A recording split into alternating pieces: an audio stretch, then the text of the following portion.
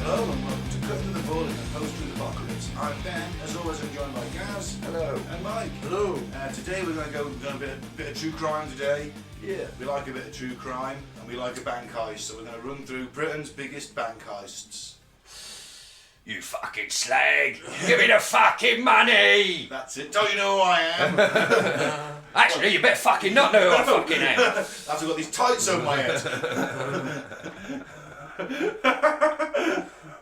Tights. Do you know what I mean? Yeah, I know.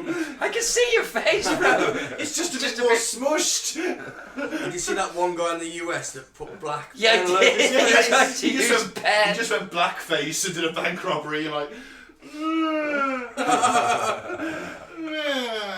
Probably not the best idea. Oh man! Speaking of blackface, I did see a tweet that made me laugh from this comedian that said. I think you said you were going to do the next show blackface. She said $100 to the first black kid who dresses up as Justin Trudeau in blackface as Halloween. Basically, so you just wear what he was wearing if you're black and be like, hey, I'm Justin Trudeau. I like it. Don't do blackface, guys. Well, the thing is, it wasn't just even once, was it? It was several times.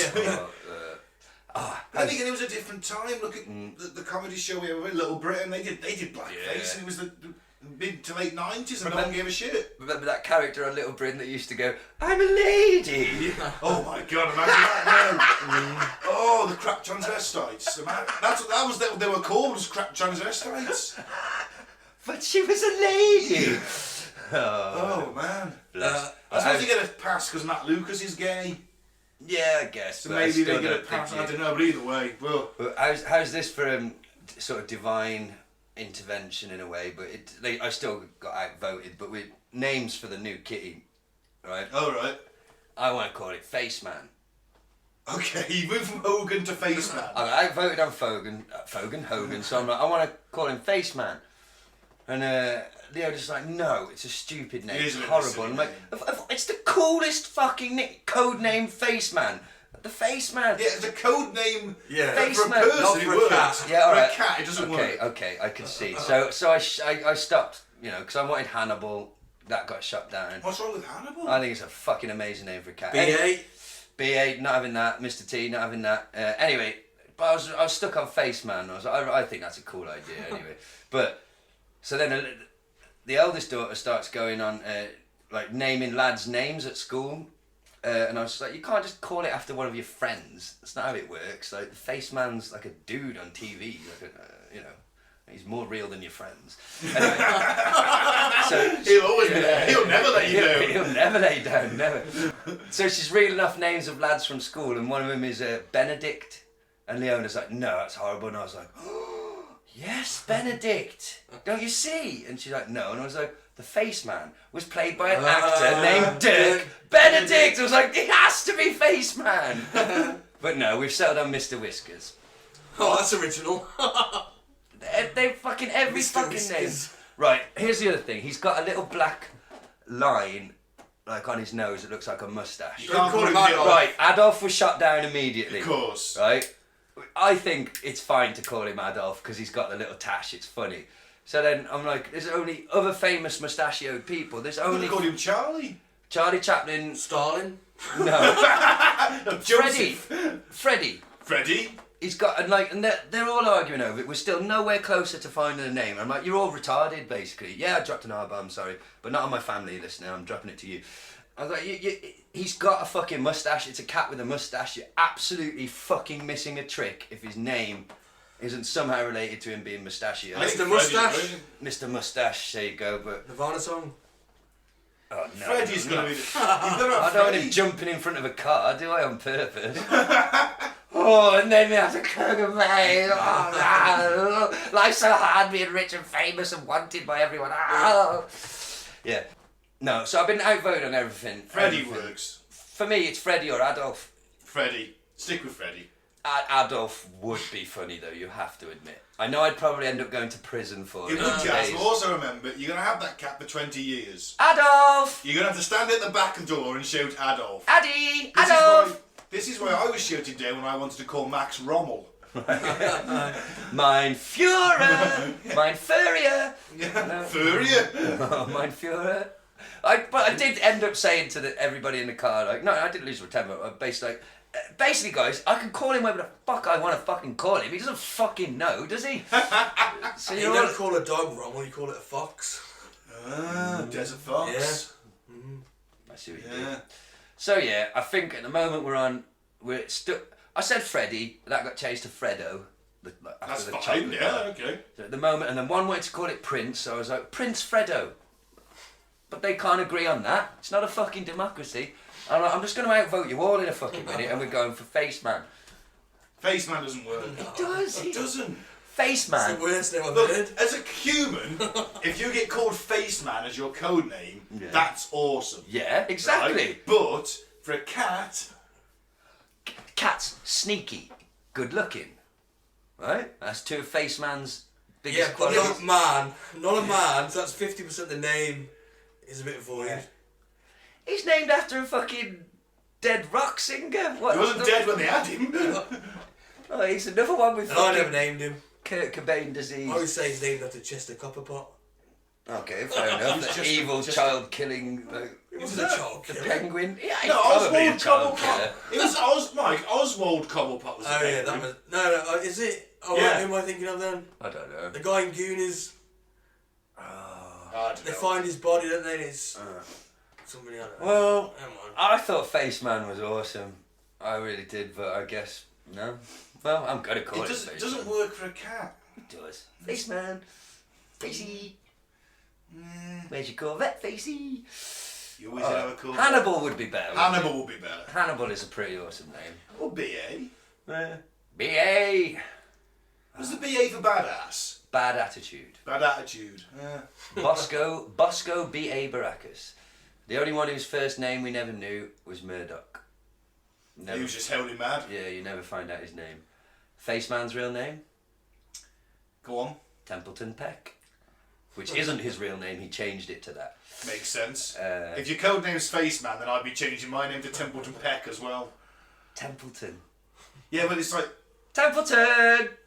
I don't know, it's just like, it just screams international Middle class, spy. that does. Yeah, well that's what Face Only Man middle does, class he people acts call above that his class, doesn't Yeah, he? He yeah. infiltrates. So he's like, oh, what's your name? Well, Templeton Peck. Oh, well, he's quite well to do. Makes sense. I do think Peck Adolf would be Right, funny. for He's version. got a little black tash. Adolf.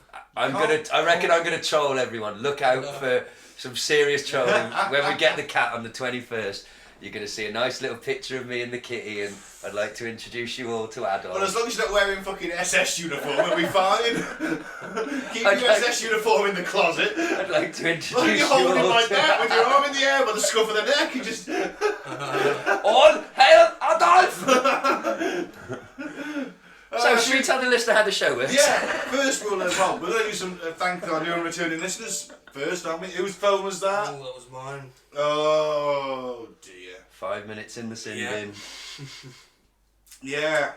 All right, then let's thank some new and returning listeners. Top cities: San Jose, California; Liverpool, Norwich in the United Kingdom; Makatari in the Philippines; Irvine, Texas. Got the list a bit. Port of Spain in Trinidad and Tobago. That's a new one. I haven't seen that before. Thank you, Birmingham, UK. Telford as well, our hometown. Wolverhampton. Martinsburg, West Virginia.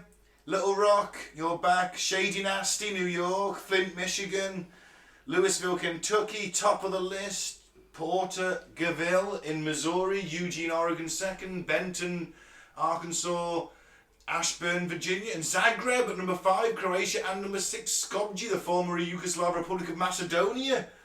We're big in Eastern Europe. Yeah. And America, apparently.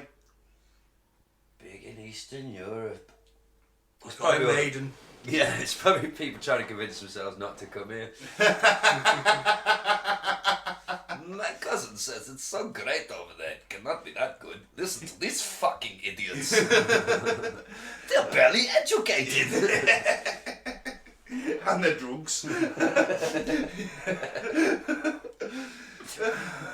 The Today Show on BBC Radio 4 would be a lot different if they took more of an hour approach. You know If what we I mean? did the Today Show on Channel 4. I'd still like to listen to the posh, educated ones, just fucking sloshed. Let's hear what they really think. Where can we have the Fucking towel heads. Yeah, would be. That is literally what would... The veneer of liberalism would just fucking slip away. The fucking rich old bastard. What's his name? John Humphreys. He's on Channel 4 though, isn't he? Yeah. Come on. Secretly, come on. He looks at the fucking poor people like, ugh. Well, he does because he's earning hundreds of thousands of pounds a year. Exactly. Gotta be But conservative. these days, you don't need to hide it. Our Prime Minister says it. That's true. It's perfectly fine. Yeah, well, alright, well, let's get into some weird news. This is how we start the show. We do about sort of 20 minutes, half an hour of weird news, and then we crack on with the main thrust of today's topic. Let's get the boys' views on this week's weird news. So, what's up first? Dog poop bomber only gets probation for building and using a dog-do IED against friend. Well, that's quite impressive. Wow. The dog poop bomber. MacGyver? Yeah. Got skills? A Portland, Oregon man only got 3 months probation for building a bomb and detonating it against a friend who he believed wronged him. If that sounds harsh, there are some caveats.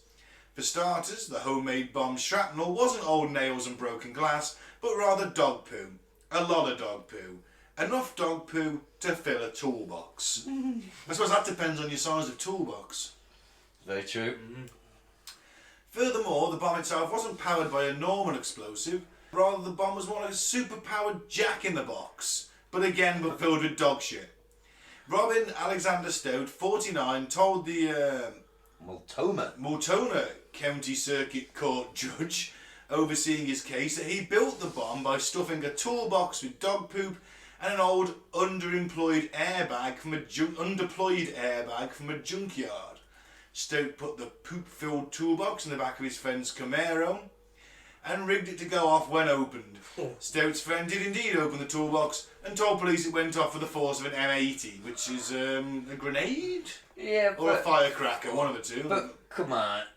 He's having a shit day. I know when your a shit airbag goes... day? Yeah, pun intended. When the airbag goes off, apparently it is... apparently it does cause some some serious injuries, but they're less serious than slamming into the steering wheel. Very true. 30 mile an hour. But have you heard of something called degloving? Yes. Is that something to do with the penis? No. You can deglove your penis. Yeah. Essentially, all the skin being pulled off like a glove, Wow. like pulled back. So all the flesh and the bone Yeah. and all that's still You're there. not meant to hold the steering wheel 10 to 2. Yeah, when it goes off. Ah. They don't tell you that now because the airbags will deglove you. Oh, And you're right. meant to hold it sort of. At the very least, you're going to get a black eye and a potentially broken nose Yeah. from it. I've seen somebody had 2 massive black eyes. I broke my finger on an airbag once. I've never been in a vehicle where one's gone off, No. luckily. I was in the passenger side and I had my hand on the dash Yeah. and it went off and it broke my little finger. Yes, so, but what my point was, they pack a whack, but is it an M80?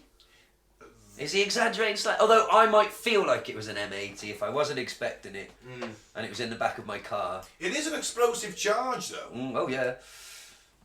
So Actually, what's that? You know the Mercedes do with the gull wing doors? You know they've got explosive bolts fitted.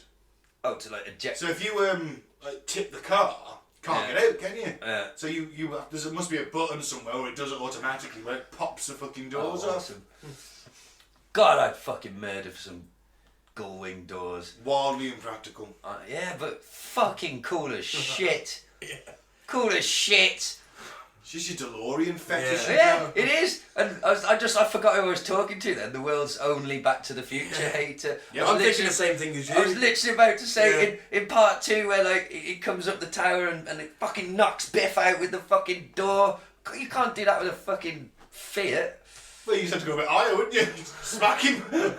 They just look so fucking cool. Yeah, but they're wildly impractical. I don't care. If someone parks too close to you, you can't get in your car. But they're so fucking cool. Well, wildly impractical. You know what? I'm not going to get through to you. Go and wank off Marty McFly, who'll come back and talk to me. I'd prefer him to wank me off because he's got Parkinson's, actually. That'd be quite a good hand job, to be fair. Yeah. Thought he would.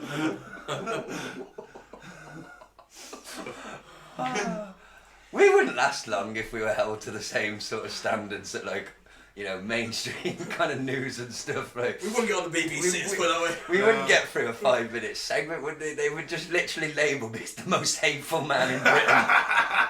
He's got a Morrissey tattoo as well. Shit! You better cover that up if we go on TV. I got it before he went all weird and racist, I swear! He was still the fucking darling of the left! I can still see the scabs. King of the vegetarians! You just wear a long sleeve shirt. Maybe that's what's happening, is subconsciously my fucking brain is trying to align my politics with this tattoo. Do you think that tattoo's become that much of a part of you now? I mean, there's some lyrics as well. No, they're my own, they're not Morrissey lyrics. How bad is that to have my own words on my arm?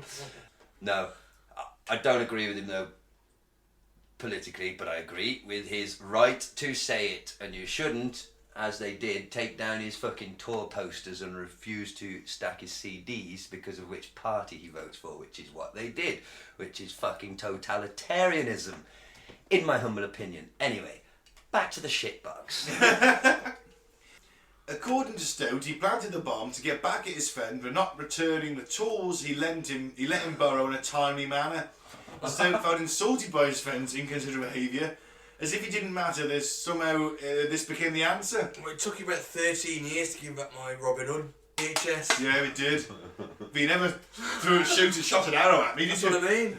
A shit-filled arrow. A shit-filled arrow, a shit arrow. Imagine if I was like him. Yeah.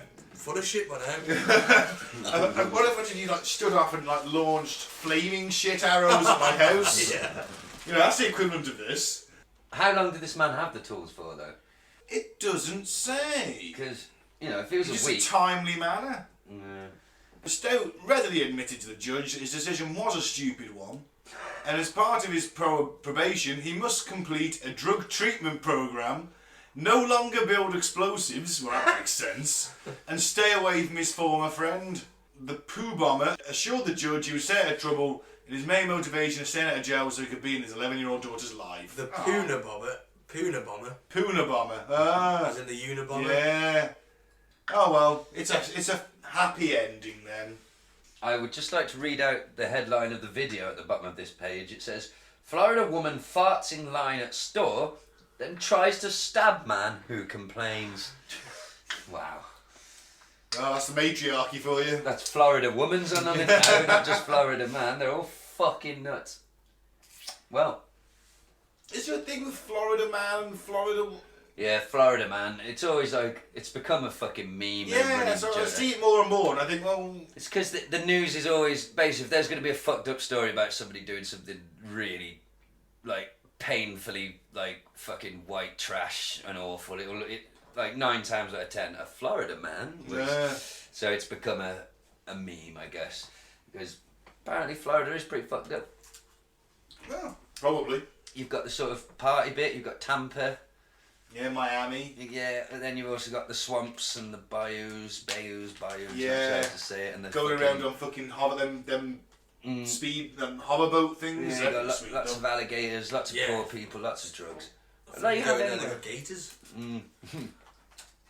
Right, what's next then, boys?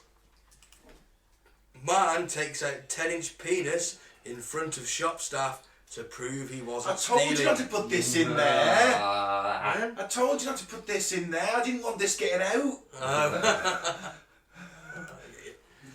A man with a very large penis was accused of shoplifting due to a suspicious package. Steve Whitehurst That's an alias.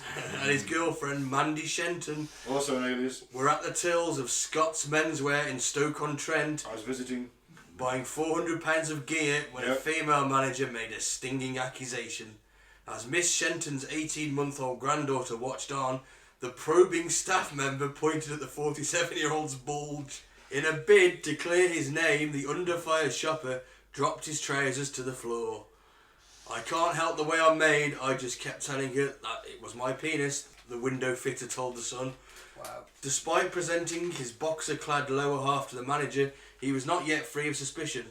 What is that bulge, the woman asked, gesturing to his heftily proportioned private area. Mr. Whitehurst was then taken to a cubicle by a security guard, he claimed, and made to show his 10-inch penis.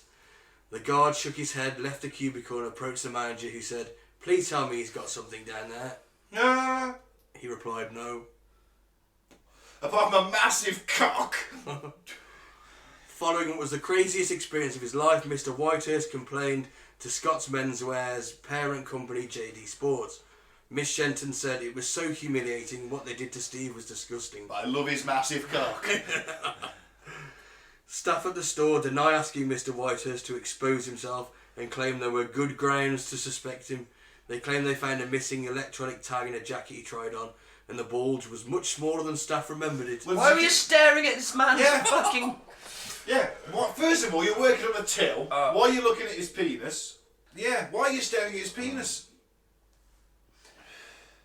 Smaller than the staff remembered it. That just sounds like a massive case of backpedaling, doesn't it? It does a bit. Oh, but there was an electronic tag gone missing. It was more than we remembered it. It's like, no, love, you were looking at his massive cock and thought, you must have something down there. But why were you looking? Well, poor bloke, I sympathise. If he was looking at her tits, if the roles are I reversed... empathise. Actually, if the roles are reversed, right, think about it, and he was like, you've got something down your bra, because you got your tits look massive, That's would have been never a gonna fucking fly. outrage, wouldn't Of it? course I would. Can't have it both ways. Fucking patriarchy. Right, what's next? Be careful if you've got a big dick. Yeah, don't go to Scott's Menswear if you've got a massive penis. That's why I can't go there. No. Alright, this is one for you then, Gaz, and Mike's picked this especially for you. See, they're all fucking psychotic. Thought you'd like this They're all one. mental. Scientists suggests eating human flesh from dead bodies to fight climate change. Now, is that someone drops dead and we just cut off a leg and take it home and cook it? Or is that it's processed and we're all recycled? Well, either way, it's concerning. Yeah, 'cause doesn't eating human flesh give you a disease? It's not good for you, does it? Eventually, It makes you well- go mad, doesn't it? I don't know, but I remember watching a thing on cannibals years ago, and they were speaking to one of the last tribes in, I can't remember what country it was, who practiced it. And I mean, even though... You're trying to tell me the cannibals weren't sane? Hang on, let me finish the story. Basically, there was this person, there was like an elderly person that tried to like 80, and they'd eaten a lot of human flesh in their youth. The tribe had stopped it like 50 years before, but this person had eaten a lot of it. And they were like, they had Parkinson's in a way, they were shit, and it was apparently, this is from eating Can human believe it, yeah, I flesh. think I've heard something like that. Plus, you got the ethical fucking moral dilemma. If I'm in a survival situation, I'm eating whatever's fucking there. Is Parkinson still alive, the man? Michael Parkinson. Yeah, the Yeah, I judge think so. was. That was a bit of a Mandela. I was reading something today, I didn't really read it, I just skimmed the headline of being a symptom of the multiverse kind of thing. You know what I mean? Like, Wow. it's like an echo from a neighbouring dimension or something. You're remembering a memory from another version of yourself. Could be. Oh yeah, metal. So, this fucking idiot. A few caveats here before everyone decides they'd rather roast to death in the uninhabitable desert where Indiana used to be than do anything about climate change. Yeah, that's where I'm at. There are also actual, serious, real, widely accepted medical problems with eating human flesh. In short, this isn't happening. You recycling and driving your car less is not a slippery slope to consuming the flesh of your dead family members. But anyway, on to making fun of this guy now. Magnus Soderlund, said in a Stockholm summit last weekend that he thinks eating human flesh could help save humans from climate change because farming animals, specifically cows, is not great for the environment, specifically at the industrial scale we currently do it at. But oh, do those burgers taste so sweet. They do, don't they? Oh. Burgers. I had some Aberdeen Angus burgers. Oh. They were fucking beautiful. Anyway, sorry. I ate frozen chicken burgers today, and I had them too. Tasted- Chicken burger sandwiches. tasted beautiful, but I couldn't help thinking like, oh, there's so much drugs and steroids in this shit. Well, that's why And water. I felt so strong after eating them. I went in there and bench pressed my record. Oh, thank you, chicken steroids. Yeah. Well, I mean, I don't know. Do we have to read all of this out? It's one of them bonkers ideas that people like to say to get a bit of I think we're way more likely. It says itself there that, and I learnt about this years ago on some TV program that you can make a flour out of a type of flour out of bugs, crushed up fucking bugs. Like, we're way more likely. Fucking China eat bugs. Yeah. Surely that's going to happen first, people, and that'll be a struggle for people. It's the cheapest pound for protein there is. Locusts and cockroaches and things like that. I'm so glad I wasn't there to witness this, but my partner's brother is an outdoorsman, and that's his job, is taking groups of people and showing them how to survive. Survivalists, mountain climbing. He works for Bear Grylls, his company. No way. So he's a proper fucking psychopath. He's been... There's nothing he won't eat. Yeah, he's been out to the Himalayas and all that kind of shit. Anyway, they all went out together, and I didn't go because I still had my arm in the cast at the time. And they went out for some walk somewhere, and they came back, and did you have fun, girls? And she's like, yeah, Uncle Damo ate a cricket. I was like, what do you mean he ate a cricket? She's like, well, he saw a cricket, he picked it up, and he ate it. And he said, that's one of the best sources of protein you'll find out here. I was like, oh, Jesus. I mean...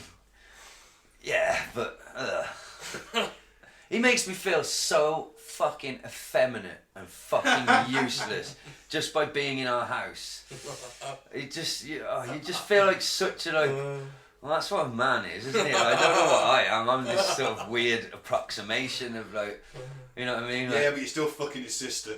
Well, that's true, but I mean, my sort of field of expertise as a man is if you've got something that is somewhere. Oh, I'm good at moving shit, me, Mike. You want to see me move things around? Whew. Can I use tools? No.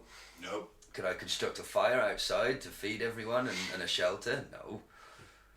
But if Damo ever needs me to fucking move anything, like if any of his mountaineering equipment needs moving from the car to the garage, let's say, I got that. I can change a light bulb and I can change a plug, and that's about it. I understand how to change a plug, but have never actually put it into practice. I've just watched my dad do it for me that many times. So Brown, yeah. Anyway, yeah, I could climb a mountain and eat a cricket if I wanted to. I just don't If I was in a survival situation, then yeah. I would, but I'm not, so I don't need to. Yeah. You know. Does he know how many people I've killed in video games? See how many people he's killed in real life on his mountaineering expeditions? Well... Do they all make it back? He could be a serial killer. He's got the perfect... What happened to your party you went with? One of the 3 people you were with? You all Fell died. down again. Couldn't retrieve the bodies, sorry. Fucking best excuse to be a serial killer. Fell off the mountain. But at the very least, Ben, if they're not suspecting you of killing everyone, they're going to say, you're pretty shit at this outdoors teaching type thing, and perhaps you should maybe drive a bus. You could get away with a bit in the Himalayas though, couldn't you? Yeah, what do you mean? Of course they came back. Plus there'll be a bit of tension between him and Gaz. A bit of competition for numbers. Oh yeah, true. I got a well better system than him. Yeah, but he has to go to the Himalayas to do his. He just do yours in the back of a van. Exactly. Don't eat people. In conclusion. See, but I see where your anti-climate change rant you had it off air earlier comes from, because this is just insanity. I'm not going to start eating people to save the planet. I love the planet, it's great and everything, I live here, and I love the scenery, but I'm not going to start eating my dead family members just to save it. Yeah. There's got to be another way. Yeah. There is. There is another way. There is better ways. I would just like to clarify, for the record. The thing is, if we don't stop climate change, we'll be doing that anyway. Because there will be no. Yeah, but then there'll be a survival situation. Yeah. You won't care as but much. Someone will, Mike. And he'll be sitting there. But not us. Told you. Yeah, but I don't want to eat him. I just want to clarify, I am not a climate change denier. I am just, at the moment, trying to educate myself to find... I don't want to be on either side screaming like a fucking mentalist, because to me, they all look like cunts. So, I'm just trying to... Yeah, but to you, everyone's a cunt. I know, that is kind of a problem, I know, but... It's just where on the cunt scale we all are. Yeah, I like to place people in the, I just don't want to be part of the fucking doomsday cult. I don't like this fucking guy. I don't want to join that. Well, that's too far. That's gone mental, hasn't it? Yeah. To me, he's no different than the fucking people encouraging the children. What's the difference, Gaz? Come on. No, there's not. You don't see Greta saying, let's eat people. Oh, they're all the same. They've all got their agendas. Fuck them. But it's the far left, that's the problem. They just make themselves look So idiots. far right, far left, all cunts. Yeah. But apparently, I've been told, I went down the rabbit hole on Twitter of this thread of like people with all these memes basically pointing out how much of a cunt a centrist is. And they were like ridiculous examples where all the fucking nuance is taken out, but it's like it's a picture of like Ku Klux Klan on one side and like some hippies on the other or something, and like somebody in the middle going like, I think there's good people on all sides. And it's like, well, that's not quite what a fucking centrist means. No, basically it means you're happy with the status quo and you want it to stay the same. Yeah. You happy with the way the world is? It's not going to get any better. See, I tend to sit in the middle, but I lean more left.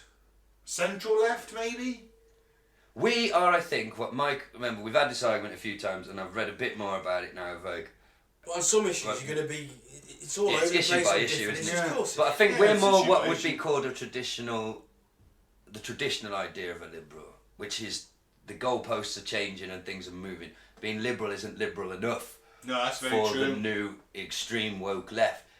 But that's not us. We're not there. We're also not on the fucking extreme right at all. I'm not putting a white hood on. No. Let's put it that way. But yeah, I was just shocked at all these people that were like, all these memes and everything, just like, yeah, being a centrist is a wanky position, basically. I was just like, I'm like, is it? Isn't it more wanky to just blindly join a team? Well, my team, I vote the way my team votes because they're my team. On some issues, being a centrist is... I think overall, when you come to any election, you always have... you always go to one side or the other. But you have to look at a balanced judgment. And to me, what being a centrist is doing that. You are more likely to lean one way or the other, but you still look at both sides of the argument and then make a decision. Now, for me, that's what being a centrist is. I like to call myself a progressive. Mike, you're more liberal than Gandhi. Yeah, exactly. I'm a progressive. What I want to do is I want to see not incremental change. I want to see vast change happening. I want us You to want us wearing nappies. Mike wants to take my job away, basically. You can keep your job. No, he wants to take my job and my money. The robots are taking your job. He wants to take my job and my money and share it out with fucking junkies and wankers, right? So we can all live the same miserable, fucking, scratty, shitty existence. It's all about perception, guys. Deception. Alright, Junkie John. I'll tell you what, the neighbourhood's really picked up since they fucking gave you that house next door. Yeah. Can you stop your skag egg mates coming round at 3 a.m? No, because they're all loaded now, Gaz. They've all got the money to party all fucking night. Yeah, but it's waking the kids up, you give a fuck. Have a word with Prime Minister Mike. Oh, them junkies have got as much right to be as wake as your children have got a right to be asleep, Gaz. The fuck? I'm That really is- joking. Yeah, I'm but being for some people that's an incredibly answer. facetious. No, I'm being incredibly facetious. I was just trying to say, I'm not a fucking climate change denier. I am trying to... Obviously, you know me. Am I going to feel affinity with the fucking middle class screeching, protesting, fucking... You drive their them 4x4s people? on the school run every day. Fuck those people, right? I also certainly don't want to be fucking aligned with like your typical like planet's been heating up since fucking forever and it's always gonna heat up. It's only 6,000 years old. Yeah, like fucking hell, there's got to be a fucking middle way. And I tried to inform myself today, but I just ended up falling. that another one? I don't think that was me. Guys, with me. Pretty sure I turned mine down. Obviously not. Well, we'll take a break, shall we? Yeah, that's weird news. Yeah. Excuse Fucking me. hell, you moaned at me for doing that. That is the first time I've No, done it's it. not. You belched before. Not directly into the microphone. Nah, I refuse to believe that. Alright, so let's start our countdown of the greatest British, robberies, let's say. We say bank heist, but this is kind of a bank heist. It's the Great Train Robbery. It was effectively a bank on wheels on train tracks, though, wasn't it?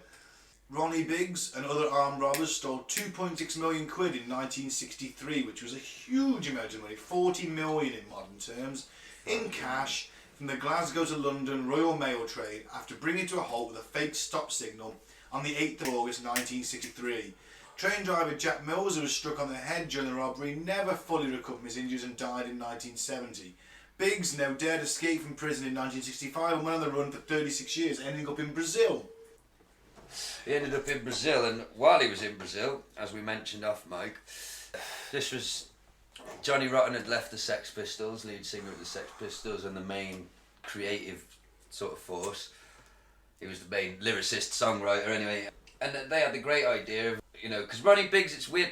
He was on the run, but he wasn't in hiding. Everyone knew. There was like pictures of him on the beach in Rio and shit. I think there was something to do with extradition Yeah, at the time. Brazil wouldn't extradite him to Yeah. us because at the end of the day, he had a share of 40 million quid and was probably just paying off the fucking officials. And don't extradite me, eh? Here's 100 grand. Well, here's 10 grand. Well, they got him during this period to record a couple of tracks as the lead singer of the Sex Pistols. Did he have any singing talent? No. It's comically bad. We were going to play some, but we'll get chucked off YouTube. But my best impression is, it's a bloke with an accent doing fucking this. I've heard it, it's awful. Because they would have told him, it's punk, man. You don't need to be able to sing. Yeah, but you need. You don't have to be able to sing, but your voice still needs to have some kind of aural quality to it. Do you know what I mean? You wouldn't say Johnny Rotten can sing, but he's got a good voice. Do you know what I mean? Like, yeah, I see what you mean. Do you see what I'm trying to say? Like, he can't sing, but his voice, you don't hear it and go, fucking hell, shit, stop it. There's something to the sound that his throat makes that is, and there's probably lots of singers like that. Yeah, it's a bit like when Ben sings and my ears bleed. It does happen. Yeah. And it's a really weird song. It's like, God bless. Like, so you just keep saying, God bless, and then a list of really evil people. It's like, God bless Myra Hindley. You couldn't even say her last name. He's a something awesome sort of bloke. What, Peter Sutcliffe? Yeah, honestly, and then Idi Amin's in the song. It's fucking hell. I think there was got a shock value at that point. I'll try and find the lyrics. Yeah, I think the real tragedy of the Great Train Robbery is the driver who was a bit innocent in all this, and yeah, that's the only bit that leaves a bad. Other than this, because I love. How did they get caught? They just genuinely just the police did their job. And when they all went to prison, he escaped, didn't he? When back in the day when you used to have prison escapes, weirdly, it was you don't get them nowadays, do you? Okay, the lyrics to "No One Is Innocent" by the Sex Pistols and Ronnie Biggs. God save the Sex Pistols, they're a bunch of wholesome blokes. They just like wearing filthy clothes and swapping filthy jokes. It sounds awful already. God save television, keep the programmes pure. God save William Grundy from falling in manure. Ronnie Biggs was... Oh, that's a bit... Ronnie Biggs was doing time till he done a bunk. Now he says he's seen the light and sold his soul to punk. Oh, God. I'm doing a really good impression. I'm doing a better job than he fucking did. And I don't know. Oh, this is the bit I was looking for. God save Myra Hindley. God save Ian Brady. Even though he's horrible and she ain't what you'd call a lady. Right. Yeah. Yeah. It's fucking awful. But I would say genius level fucking marketing from the Sex Pistols manager Mike He McLaren. could never go on tour though, could he? That was always going to be an issue. Yeah, he's like... He could tour around Brazil. Well, he could tour around Brazil. Because I remember in the... it's in the linear notes, I think, to the Great Rock and Roll Swindle. There's literally a picture of Ronnie Biggs on the fucking beach in Rio holding a copy of the Pistols album.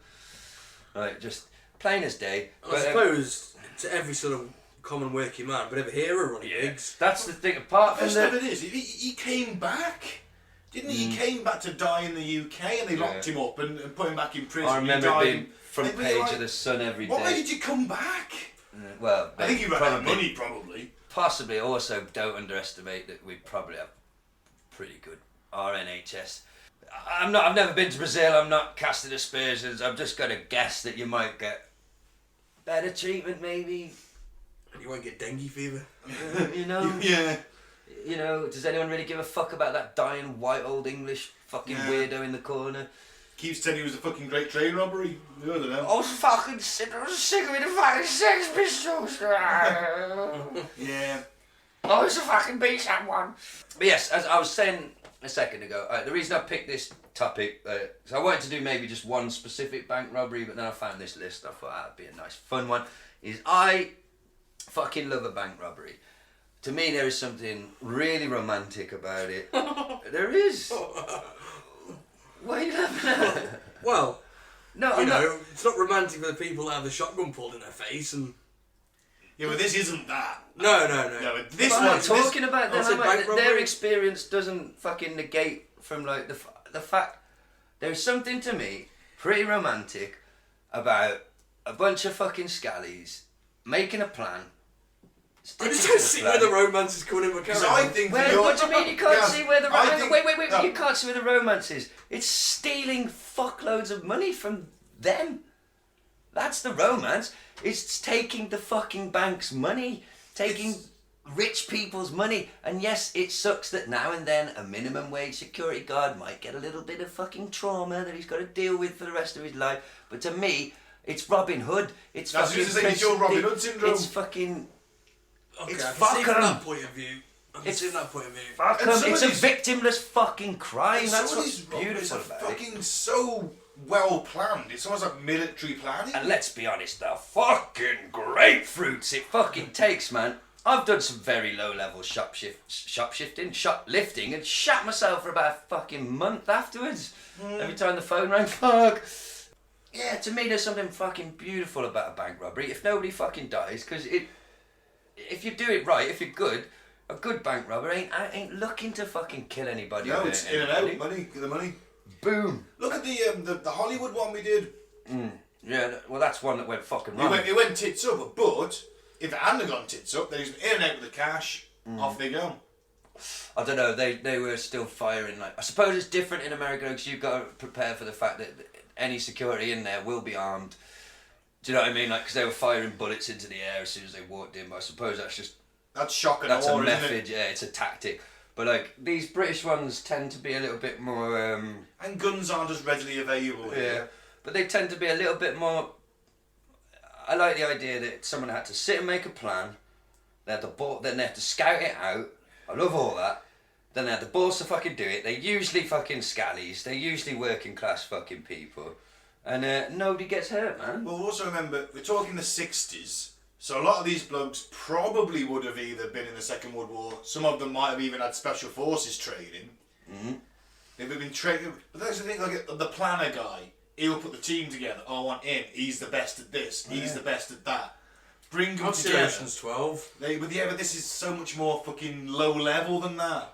We need a. Oh, I like if this bloke Gary says he fucking used to work at a factory where they made fucking safes. He's the safe guy then. Yeah. Has he ever cracked one? No, but he'll learn. Who's the driver? Oh, well, that's Phil. You know, he's driven on 3 of my jobs. He's all been all right. You know, I thought you would see like the. You know, you want to smash the system and fuck the elite and all that. Like, Yeah, I just don't agree with violence. What about the end of Fight Club then, where he blows up? They blow up the credit card buildings and give everyone that clean slate. Well, yeah, it's a movie, but it's cool. But in real life, there'll be people in them buildings that will die. No, it was at 2 in the morning, wasn't it? the Great Train Robbery is not a good example because somebody did get hurt. If that security guard had not got hurt, Train driver. Was he the train driver Yeah. or was he security? No, he was a train driver. Oh yeah, train driver Jack Mills. Right. Apart from that, it's a victimless crime to me. Interestingly, the Great Train Robbery was the reason that you couldn't buy replica military uniforms and berets from military surplus shops anymore, because they were planning on buying SAS berets and belts, and claiming they were special forces and exercise storming the train. That was their plan That's originally. what happened to the A-team. Mm. They were told to rob the Bank of Hanoi. It was under orders, but then once they did it, then the guy who gave the order was like, nah, he murdered someone and blamed the A-team. But they promptly escaped from a maximum security stockade. Well, they went on the run in the Los Angeles Yeah. Underground, and if you've got a problem and no one else can help, then maybe you can hire the A-team. Just saying. Well, And they probably do it cheap as well. I fucking love a bank robbery, mate. I see where you're coming from, Mike, but I think you've got to detach the act of robbing from violence. Robbing isn't necessarily a violent act. I mean, it's got to put the willies up the girl behind the counter, innit? No pun. Well, it depends how it's done, doesn't it? You know. Well, I don't know. What about if you're doing it the fun-loving criminal style? Like you sort of stroll up and you're Huey from the what's the film? Scooby Snacks. Right. But the song, hey, we got some karmic chi love connection going here or what? Give her a wink. Go on, put the money in the bag for me, love. I understand what you're Face man saying. style. I do understand what you're saying. I can see what you're on about the romantic nature of it, but that's just one of my main things. I'm against violence, so. So Well- Mike's the getaway driver then when we rob a bank. Well, that fucking train driver should have not tried to be a hero, should he? Should have done as he was fucking told.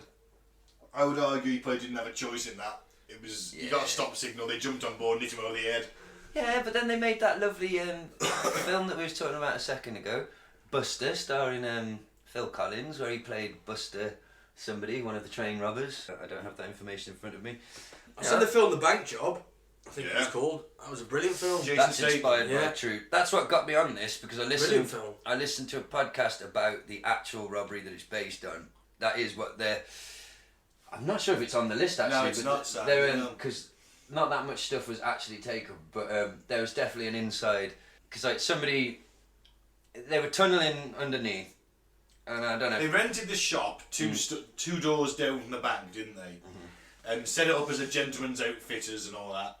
And then they went down to the basement and drilled and thermic lanced their way through the basements. But all this time, And I don't know then if this was in popped the up film. the I don't know if it was in the movie, but it happened in real life.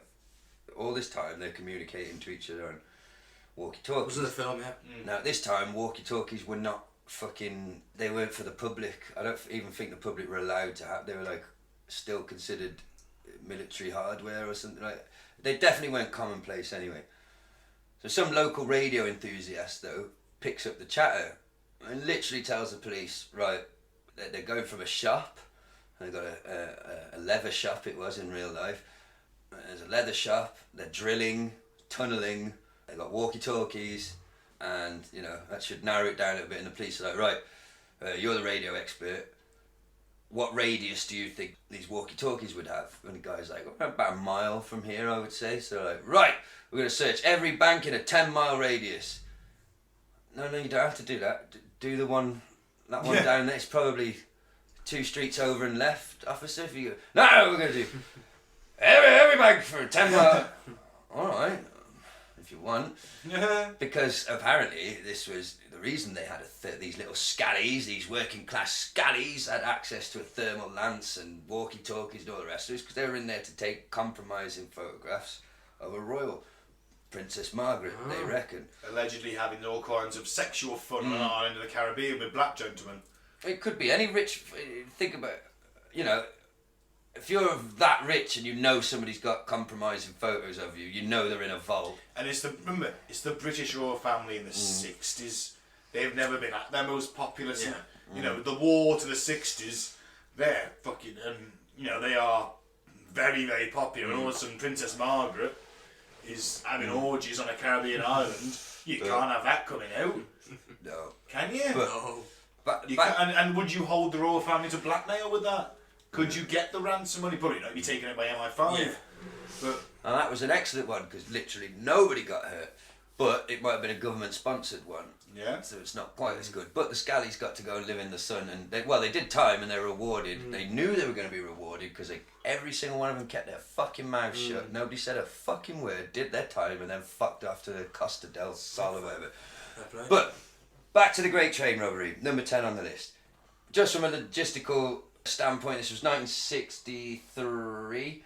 They reckon there was an inside man known as the Ulsterman, because it's pretty fucking cool, isn't it?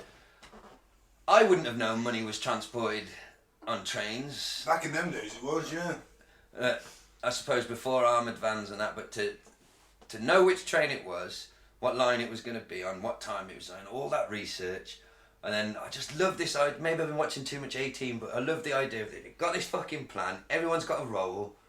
You know, it is a shame they coshed that fucking bloke, because people like, I've seen documentaries on people romanticise the Great Train Robbery quite a lot, because it is that idea, isn't it? The scallies stuck it to the man, they got away with it.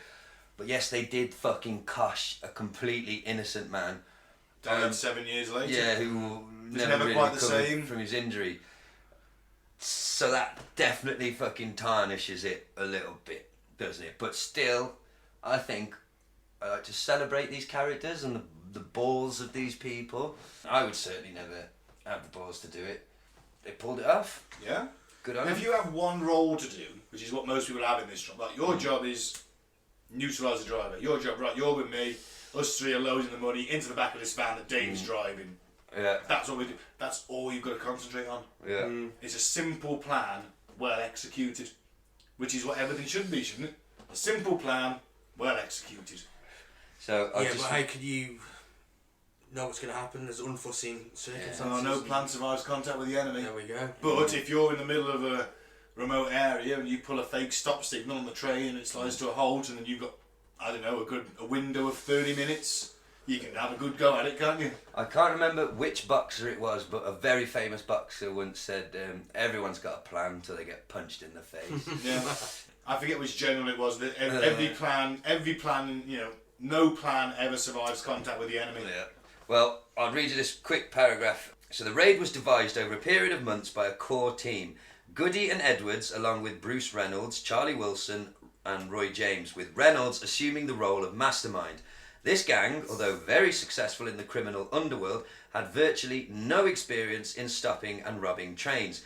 So it was agreed to enlist the help of another London gang called the South Coast Raiders. Ooh. The group included... Sounds like an ice hockey team. Yeah, see, I love all this shit. I love this shit. 60s London criminal underworld. Yes! Oh. Anyway, this group included Tommy Wiseby, Bob Welsh and Jim Hussey, who were already accomplished train robbers. The group also included Roger Caudry, a man who was a specialist in this field and knew how to rig the trackside signals to stop the train.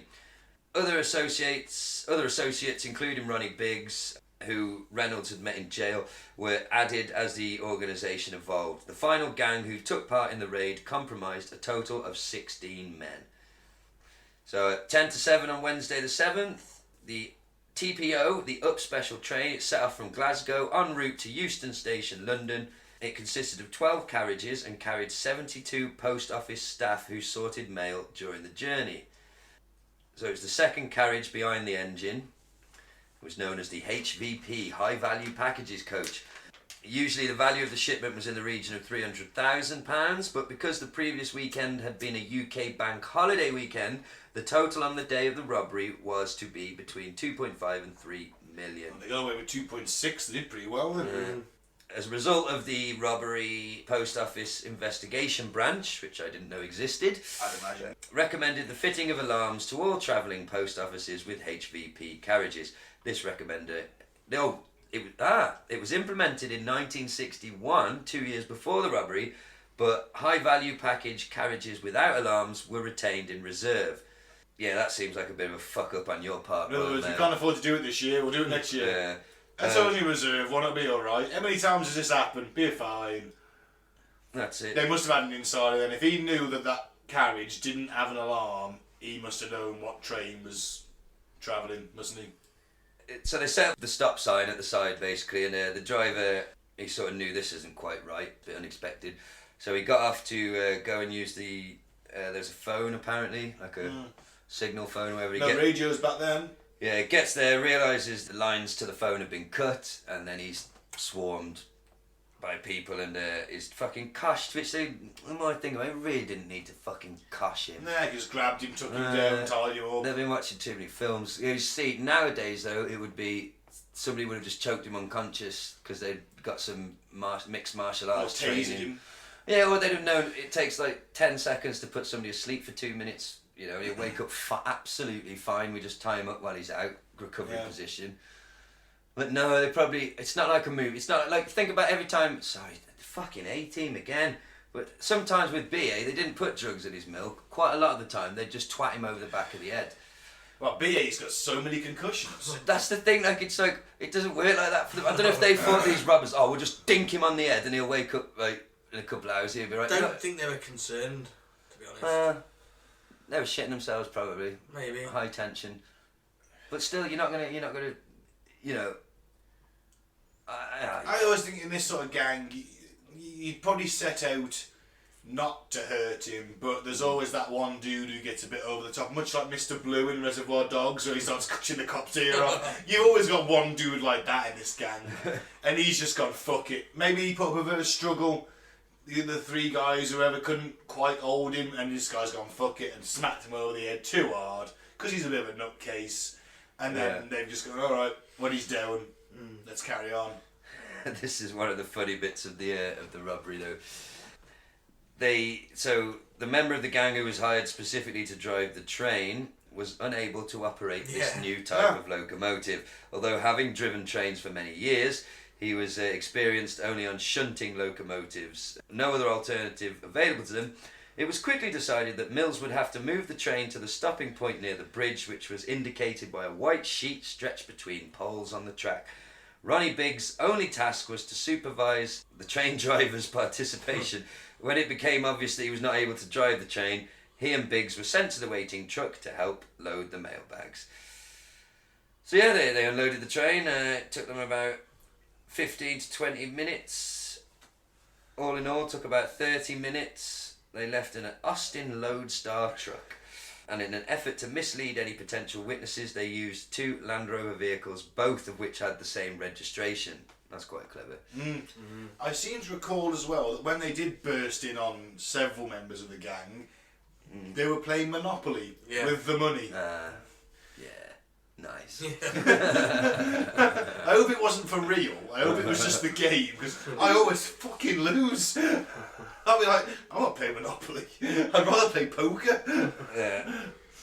At the farm, they counted the proceeds and divided it into 16 full shares and several, quote, drinks, which were smaller sums of money intended for associates of the gang. So I guess that's just, have a drink, shut up. Yeah. And of course he was in the ass with you all fucking night, wasn't he? Yeah. Here, have a drink on me. Yeah, so that's it. That's the Great Train Robbery, which has, I suppose, been romanticised. Part of it is because it's a train. And you think we don't have that in the UK. Yeah, though. you think of train robberies as the Old West. Yeah. Don't you? You know. You ride up alongside on a horse, you fire a 6-shooter at the driver and go, stop the fucking train. Jump off the, Or jump off the horse into the carriage. And this is a stick up. And then if it's Back to the Future 3, you put them special lugs that the ducks made into the locomotive, and it goes. Maybe. No? Yeah, maybe. How about at the end when he comes back in a fucking train that's got gull wing doors? Yeah. Wow. Wildly impractical. Your future Can't park that train next to another train, can he? And then oh man, I can make myself emotional thinking about the last thing Doc says when he's like, your future hasn't been written yet. No. Nobody's has. It's whatever you make it, so make it a good one. Well, Terminator begs to differ. Yeah, but see, if they both existed in the same universe, it would just be Doc, Marty, and Sarah Connor, wouldn't it? Like, yeah, that would. Sarah, we've got to go back to the future. That would have been a better movie. It's your kids, Sarah. That would have been a much better movie. Terminators, fuck yeah! I want to get into. If you put the DeLorean in at the start of Terminator 1 and 2, where they have that little montage of the machines, and if you had a flying DeLorean firing laser beams, taking it the hunter-killer drones, that is a better movie. It's a good mashup. I don't think you can improve on the perfection of the first movie. It is a perfect movie. Which one? Terminator or Back to the Future? Back to the Future 1 is a perfect movie. Terminator 1's better. I don't think it is. I might.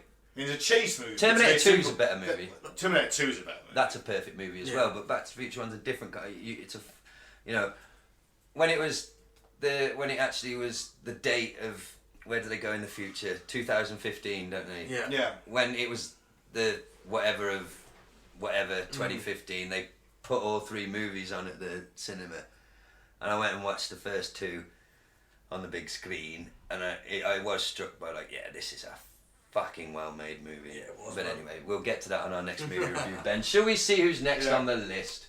The Security Express robbery, London, 1983, the year of my birth, a good year. They got away with £6 million. Robbers broke into the Security Express depot in Shoreditch, East London, and escaped with about £6 million on Easter Monday 1983. One of the robbers was Terence Perkins, who would later be convicted for his involvement in the Hatton Garden burglary in April 2015. So he's got previous. He's going back in the game. It's like Sexy Beast. I love it. Career criminals. One last big heist. I love that movie. It's not Sexy Beast. Yeah, it's a good film. It is. I never knew Gandhi could swear like that. Yeah. What's it called? Is it? Ben Kingsley. You fucking cunt. You fucking never cunt. You fuck. Oh man, the amount of times he says cunt in a minute is. Oh, if you're offended by that word, listener, never watch the film Sexy Beast. But Never listen to our podcast. possibly never listen. No, listen to our podcast. Never watch Sexy Beast. Not if you're a cunt. Yeah. Cunts. Well, I It's don't. Latin. It's okay. I don't have. It is Latin for slit. I don't have any further information on this one. It's also English for cunt. Is twat Latin? I have no idea. Oh, a message to all American listeners, please. Have you ever heard an American say twat? Twat. Twat. You're such a twat. Oh no, mate, you are. What's so difficult? They can say bat, a baseball. They don't say a baseball bat. do they? It's a baseball bat. Twat. It's really, say it with me, American listeners. Baseball bat, twat. Twat it with a baseball bat. Let's get out there and twat it. Right? Twat. There goes our US listeners. And you don't say it right. After that bit of patronising. What? It's not patronising. They don't fucking say it right, Mike. Twat. They say it right according to them. They fucking don't. 'Cause it's a British swear word that they fucking took. Oh, is it? Yes, it's British Oh, as no. fuck. And you've got to say, when you say twat, it's not enough to say twat. You've got to twat. You've Emphasise got the W. the fucking twat. It's fun to say twat. Fucking hell. Probably wasn't cut on, because I've never heard an American say that. Twat. You Never probably heard didn't realise that's what they were trying to say because they're completely fucking butchering maybe. it. Twat. Yeah. Should we do the next one? Yeah, I've got nothing extra on that express robbery. It obviously isn't that famous. The Midland Bank Cleaning Centre, Salford in Manchester, 6.6 Clearing. million taken in 1995. The driver of a Securicor cash delivery van, Securicor are like a private security company that supermarkets and banks tend to hire in the UK to. They have an armed car, they have a couple of rent-a-cops, and they sort of take the money in a case and put it in the van, and then they take it, wherever it's going to go. They're just private security there. They're not even armed. They're just got a stab vest nowadays. Saw one walking through town the other day, actually, and I was like, I reckon I could take him. Yeah. Well, I also don't have anything on this one. Graham Huckabee was forced by a gang to let them into the Midland Bank Cleaning Centre on July 3rd, 1995. They escaped with 6.6. So it's Easter Monday. All there is in there is the cleaning guy and a couple of security guards, probably. Was it Easter Monday? Yeah, it was, yeah. So again, bank holiday weekend, all that Different money. one, that is. That's a different one. That was the last one, Easter Monday. No, it was Bank Holiday Monday, Great Train Robbery, wasn't it? You're on about the Midland Bank, aren't you? Oh yeah, Midland Bank, sorry, yeah. Oh yeah, that's my bad. Edit that out. Nah, leave that in. No, leave it out. What I want to know is Graham Huckabee related to Darren? Well, maybe. Footballer. Yeah. What a player he was. Darren Huckabee. Fucking hell. He's my coach for Wraith Rovers on Champion. Darren Huckabee. Fucking hell. Alright, well. Wraith Rovers? What fucking league are they in? The Scottish Third Division. How much Champo have you not played? No, that's Mike on his own. I don't participate in that. You've now done all the leagues. Mike has done all I this. do all the leagues. Mike was in the fucking Czech league for something. He's good in the Czech League. You get a 3-month winter break. It's awesome. He's like, oh yeah, I've been doing the Czech league. What, you fucking what? I've done every league, mate. Well, I think we should rob a bank. Who was at number 7? New entry. Ooh. The Hatton Gardens jewellery heist. Now I do have In some. 2015, 14 million taken. Britain's biggest burglary. 7 men were found guilty in connection with the theft from safe deposit boxes at the heart of London's jewellery district, having stolen goods over the Easter bank holiday weekend.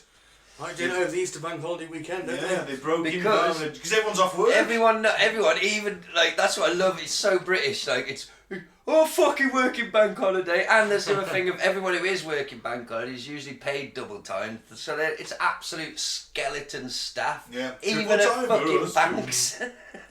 Well, there's no one in the bank. It's a bank holiday. Christmas Day is the best then, surely. Do you know Yeah, what? but I want to miss on my dinner. Do you know After what? dinner, you can't be fucked. Exactly. bet That's they in the look at- morning, and I've been Yeah. out on Christmas Eve.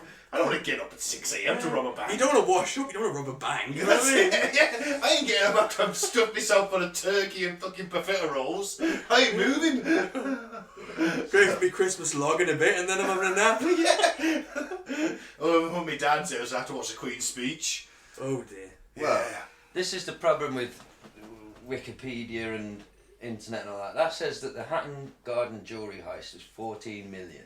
Yeah. And it says here, the total stolen may have a value of up to 200 million. Oh, well, I guess that's now possibly adjusted. Or was it like 14 million cash? Because these were safe deposit boxes. So probably 40 million in cash and a cash. fuckload of jewellery and They left no forensic trace. it's just there's a movie made of this one. This is what I mean about it being romantic, because no one was fucking hurt in this one. 6 elderly men. This That's is right. the guys. They've caught some of them now. Yeah. Actually, they did a film about it recently. Well, they mentioned it earlier, didn't they? Yeah, Michael Caine was in the movie. Terence Perkins got caught and he did the Security Express Back in in the day. 1983. Yeah, well, it's only one man, only ever. Again on an Easter Monday, so he must have thought it was a lucky day. Yeah. I got away with Yeah. it the first time. Well, they And the fact worked, no one's at work. they worked through the 4-day weekend of the Easter bank holiday when many of the nearby businesses, many of them also connected with Hatton Gardens jewellery trade, were closed.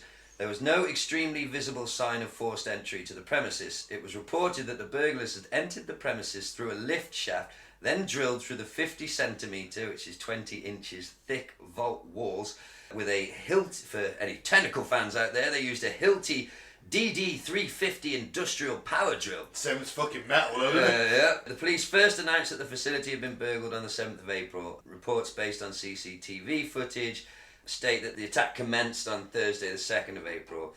The video showed people nicknamed by the Daily Mirror as Mr. Ginger, Mr. Strong, Mr. Montana, the Gent, the Tall Man and the Old Man. The old man must have been fucking what's his face then? Yeah, they literally just fucking drilled in when there was nobody there. It says here one man known only as Basil has never been caught. Yeah, And the they rest got of him them have now, been. Yeah, Basil. Basil. But did they Well, ever... I'm guessing it was the gent. Oh shit. On the 1st of April, electrical cables under the pavement in Kingsway caught fire, leading to serious disruption in central London. The fire continued for the next 2 days with flames shooting out of a manhole cover from a burst gas main before being extinguished. Several thousand people were evacuated from nearby offices. Several West End theatres cancelled Oh no, how performances. terrible. Oh God! How will we deal with this? Oh no! There was also substantial disruption, telecoms and infrastructure. Oh, I fucking love Yeah, this but shit. they also got away with like 200 million quid Yeah, in various I variables. love this shit. 6 blokes in their 50s and 60s, some in their 70s probably. Fucking one last job, lads. Just one last job and we can fucking retire. I've had my eye on this fucking jewellery place.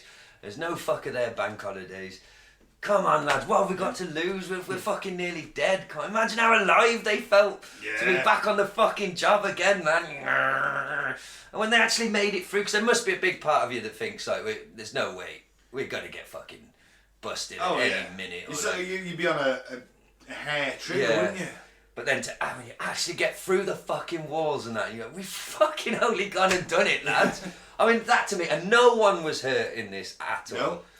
I'm sure all the rich people who had their valuables in the safe deposit boxes, there was some kind of insurance Yeah. involved, Oh, yeah. provided by the company provided. So it's a fucking victimless crime, man. The only victim is the company who has to pay for the insurance. Yeah, fuck them. And fuck them. Yeah.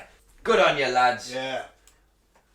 Number 6, the Graff Jewellers robbery in London 2003, £23 million.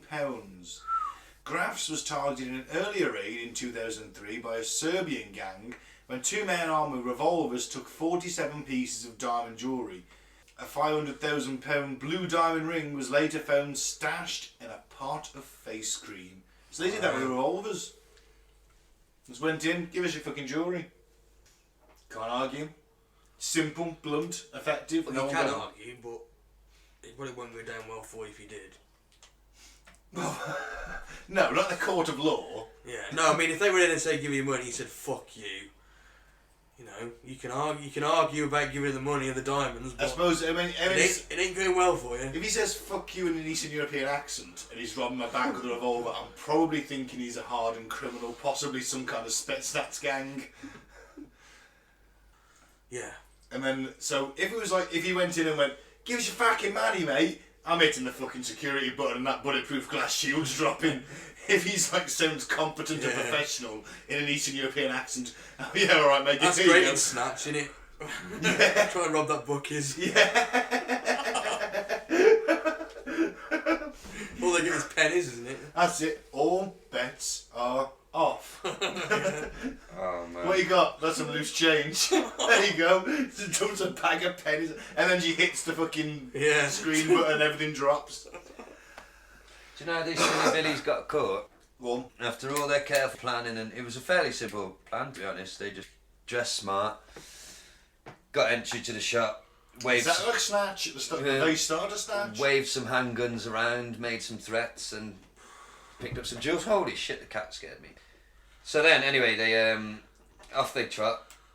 This was a financial loss to Graf Diamonds of 6.6 million. Still at 23, they can absorb that, I'm sure. And then for insurance purposes, the value was put at 26 million. Anyway, the robbers were caught shortly after by the police. The robbers, let's start that again in English. The robbers were caught shortly after police searched one of the getaway cars abandoned by the robbers. A pay-as-you-go mobile phone was discovered that robbers Aman Kassé and Craig Calderwood had left in the car after ramming into a black cab. After the collision, in their haste to transfer to a second vehicle, the robbers forgot the mobile phone that was wedged between the driver's seat and the handbrake. Anonymous numbers stored on the mobile phone quickly allowed the police to discover the identity of the robber. See, that's the thing nowadays, you got all that. You leave your mobile phone lying around, they've got you.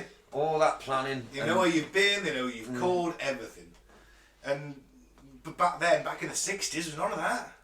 Nah. See, that's part of my romanticism of it, is that I think I've talked about this before, like, I love crime back then. Because it doesn't work now, we're monitored 24/7. No, exactly, that's what I love about it, the idea that you could rob things. And get away. Yeah. Or break out of jail. Yeah, jailbreak, fuck me, we'll have to do top 10 jailbreaks, because I fucking love a jailbreak story as well. Love it. Love a robbery. Again, I don't, obviously I don't condone violence, especially not to innocent people, but if you can get in and get out without fucking hurting anybody, then fucking more power to you, buddy.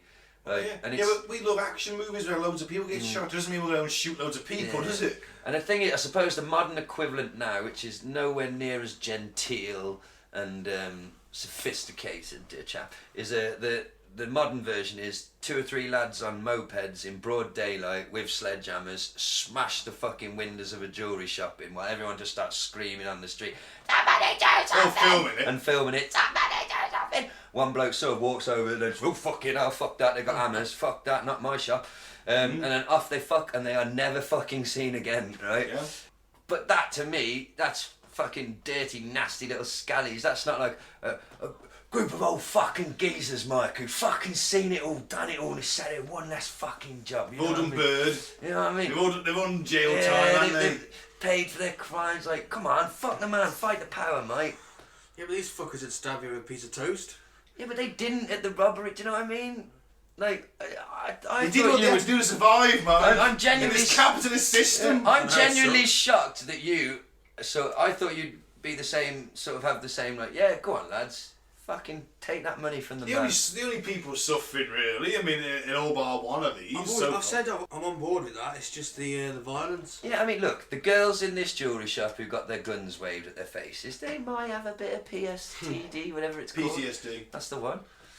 I've got it, you see, so, you know, a little bit of shock. They might never return to work again, leave the house for a while, but a little bit of counselling and the right medication, they'll be fine.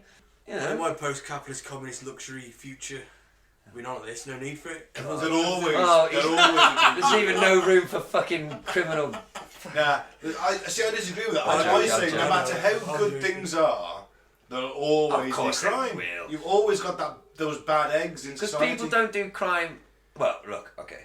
Then you need to mug someone if you got money. I suppose. A lot of crime is fucking economically motivated, obviously, but there's also a lot of crime that people just do because they're cunts. Yeah, that's it. You know what I mean? I don't know. Alright, number 5. I don't know what to tell you. Brinks Mat robbery, Heathrow, England, in 1983, 26 million quid. Woo! A gang of robbers, helped by a security guard, targeted a warehouse at Heathrow Airport in November 1983.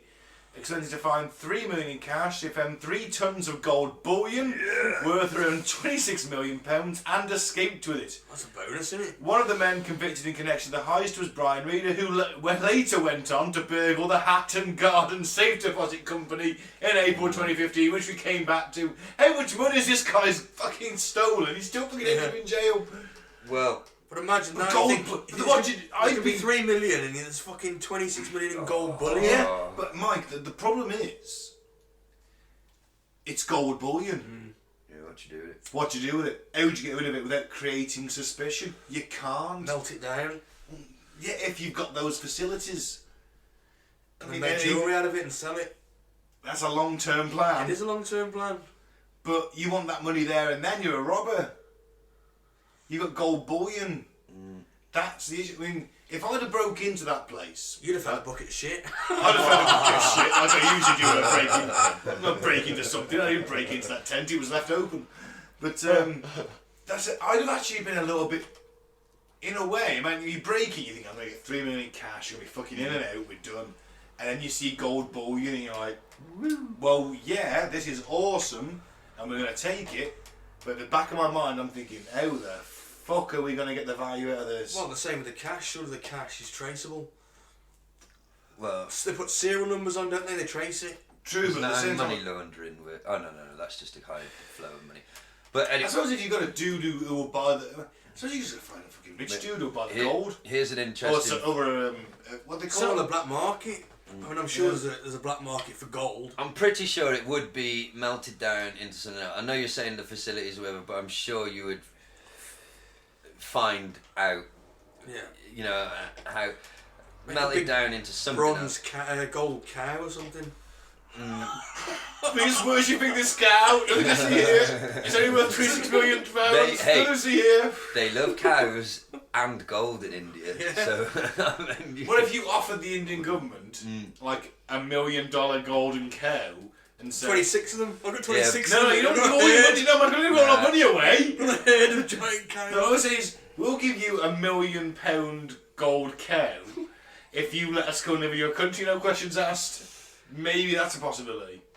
And buy this bullion from us and ship it over. Yeah. How much? 26 cows and you're done. Get the money for it. What if they just keep the cows?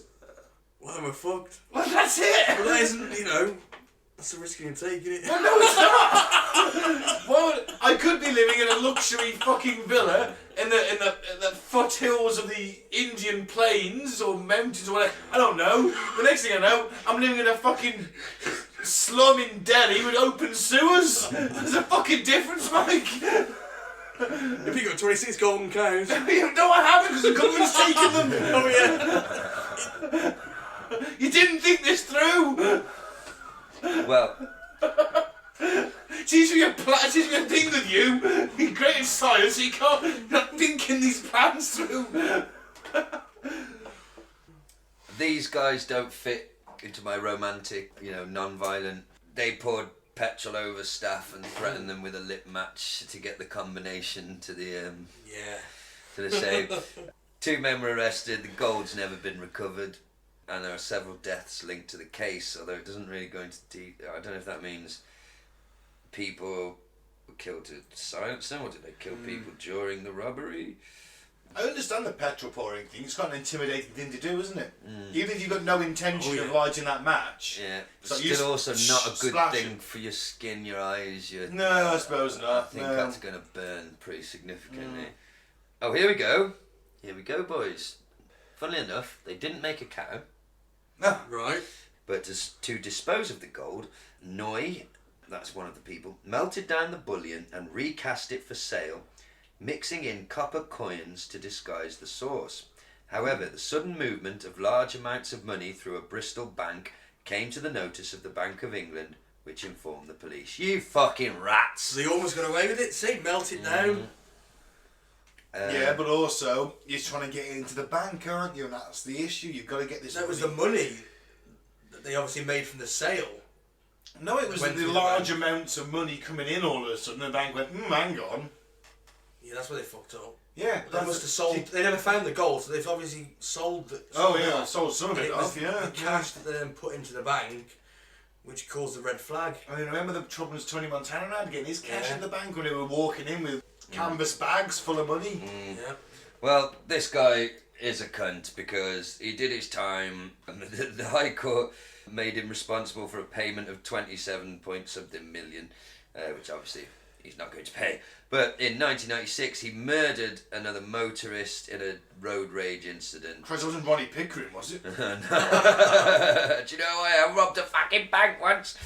He went to Spain, he was extradited and received a life sentence. Another benefit of being in the EU.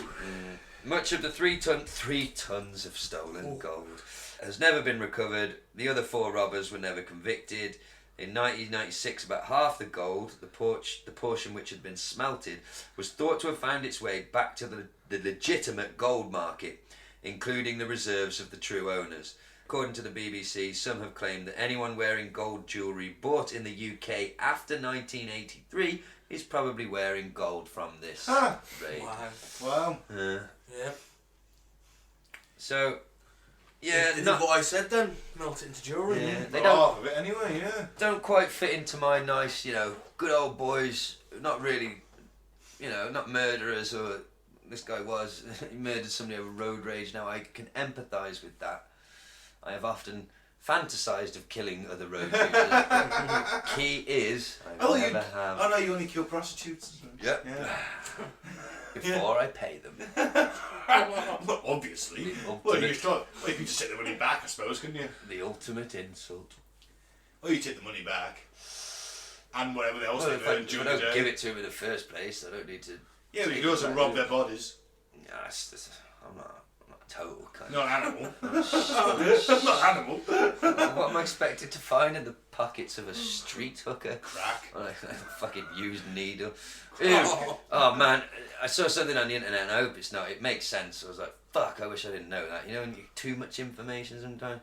Some girl took a picture of holding a toilet roll on its end so you could see the tube, down the tube. And there's all these little prick holes in the, Yeah. Apparently junkies do that to clean the needle. Oh. And you're going to wipe that. What, in the shop and do it? No, in the toilet, say in public Oh, toilets, yeah, yeah. They've got the needle, they jab it in like that, clean it off, do the business off the fuck, and then you unravel that and wipe Press it it on against your your anus. anus or genitals, depending on your sex, yeah. And you've got hepatitis B. Yeah. Wow. I don't know how true that is. I mean, not everyone can, loads of people aren't getting hepatitis off that. I mean... No, well, not every junkie's got hepatitis, have they? Yeah, I suppose not. They clean their needle every time they haven't. Well, Good point. It's only the dirty ones you look out for, that scenario, isn't it? Well, another reason not to use public toilets. there you Number go. 4. The Northern Bank robbery, Belfast, Northern Ireland in 2004. £26.4 million. Gang of armed robbers disguised as police officers, clever, visited the homes of 2 staff members of the Northern Bank on 19th of December 2004 and held their families at gunpoint. The officials were told to go to the bank, Belfast HQ the next day, work as normal and let the gang in. The criminals escaped to £26.4 million in cash. Inventive way of doing it, isn't it? Yeah. Get them to do the theft for you. Or let, Or let them in at least. Do you reckon you get charged of that if you're like, they have my family at gunpoint, so I let them in? No, I think there's got to be, what's the word, something circumstances, Yeah, extenuating circumstances. But this is a familiar theme, as this sort of technique will pop up again. Spoilers, at the top of the list, Britain's biggest robbery. It's a very similar technique. The Knightsbridge Safe Deposit Centre robbery, London, 1987, 40 million. Valerio Visei, an Italian lawyer's son turned armed robber, led a small gang into the vault of the Knightsbridge Safe Deposit Centre on the 12th of July 1987, drew guns and left with an estimated 40 million. Visei fled the country and was only arrested when he returned to Britain to ship his Ferrari Testarossa to South America. Just buy a new one! Oh, idiot. Just buy a new one. Oh, man. I'm sorry. I mean, then again, they only make so many Ferraris of any particular model, and if you've got one, it seems being quite exclusive, especially a Testarossa. Yeah, but you gotta trust something at the end, man. You can't you've got to fucking like just pay someone to ship it out. Then again, it still raises flags, doesn't it? I mean, like, Yeah, but you're safe in Brazil. You can't be extradited. They ain't coming for you. no, that's also true. This Suppose they fucking could fella- impound it just to piss you Yeah, off. that's it. So, Well, I I tried. Well, you basically have what you try and do is like have a storage war style scenario, wouldn't you? Where they open the lock up and a bunch of people bid on it, and your guy wins because whatever he's paying for it ain't as much as you fucking paid for it already, and you know he ships it over. You pay him to, like you're paying a bit more money, but you're not returning to the country because of a bank heist in. There's ways you could have done it, is what I'm trying to say. Well, Our immigration in 1986 certainly dropped the ball, because when our fellow Valerio arrived here, he was already wanted for 50 armed robberies in his native Italy. Wow. Once he got here, he quickly resumed his robbery career to fund his playboy lifestyle. On this occasion, he secured inside help, obtaining the help of the managing director of the centre, who was a cocaine user who was heavily in debt due to his habit. I like it. Cunning. They subdued the manager and security guards. I don't know if that means violently or not. They hung a sign on the street level door explaining it was closed. And they broke open many of the safe deposit boxes and left with a hoard estimated to be worth 60 million. There's more than that. Articles says 40 million, estimated 40 million in all fairness. He was sentenced to 22 years, serving his sentence in Parkhurst Prison on the Isle of Wight. While serving his sentence there, he forged a friendship with Dick Leach. Dick Leach. That's my ex-girlfriend. A flying squad officer who led his arrest. They regularly wrote letters to each other, referring to themselves as Fred and Garfield or the Wolf. See, I also like that in crime stories, when the fucking lead investigator and the criminal end up like Catch Me If You Can, which is all fucking true. Sherlock Holmes Moriarty. I went down the rabbit hole on him. You know the guy that Leonardo DiCaprio plays in the movie. Have you seen Catch Me If You Can? Yes. I haven't actually. Oh, fucking brilliant good movie, film. mate. And the best of it is, it's fucking true. It's not a case of Hollywood, because you watch it and you go, fuck off. No way, that's a bit of Hollywood. Nope. This guy just had the balls to con people, pretended to be an airline pilot for a couple of years, would just wear the uniform, made himself a fake ID, would just turn up, because basically if you're a pilot off duty, you just catch a lift on a plane to, I need to get to thingy. Yeah. But then he realised, like, shit, pilots usually have a cabin crew, like, that travel with them from plane to plane. Like, that's your little crew of flight attendants, basically, usually at that time, hot women. So he fucking hires a load of women who think they're actually air stewardesses, buys them uniforms. The guy, and then he gets to fraud and bank checks and all that, and essentially ends up, he's now he's in his 70s now, and I watched the talk he did the other day, it was fucking brilliant. He's now the world's leading expert on fraud. Has worked for the FBI for fucking years as because he was counterfeiting things back in the 60s when you literally had to, like, he's a fucking genius. To make the fake ID, he went and bought like a model plane of the airline, so it had the little tiny decals, didn't it, the logos.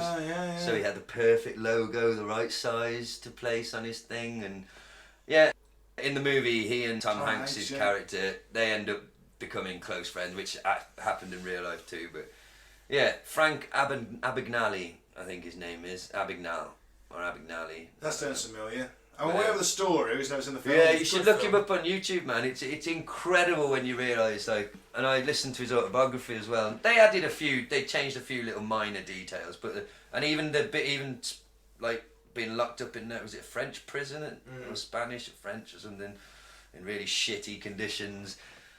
It actually ties with like weirdly. It's like, you know, during the Second World War, the Nazis tried to undermine the British and American economies by creating literally millions of pounds and dollars in fake banknotes. And they got it from a guy he was a Nazi Party member. He wanted his son to join the SS, but he was a bit too short, a bit too weedy, and he was obviously quite ashamed. And he said, well, there must be something he can do. And he said, well, what can he do? And he said, well, he's a calligrapher. And they're like, all right, well, we could probably use that. And they took him in and they got him to forge a banknote. Wow. And he did it. He just created the lettering. Because it's all in sort of calligraphy, isn't it? The lettering on the banknote. Replicate that. And he did. And he became the SS's master forger.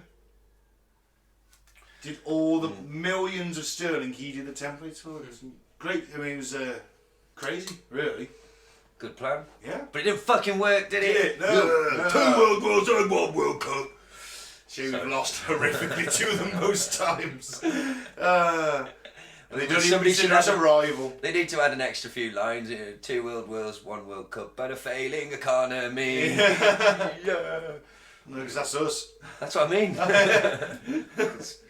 We did beat them in 2 World Wars and 1 World Cup, but like they're smashing us on all the other fronts, aren't they? And they beat us a lot more times in football than we beat them. There was that one time, 5-1, remember, Michael Owen? And you know what? I remember that because it was... What a night. Scored that. They even released a Even DVD of it. I bought it!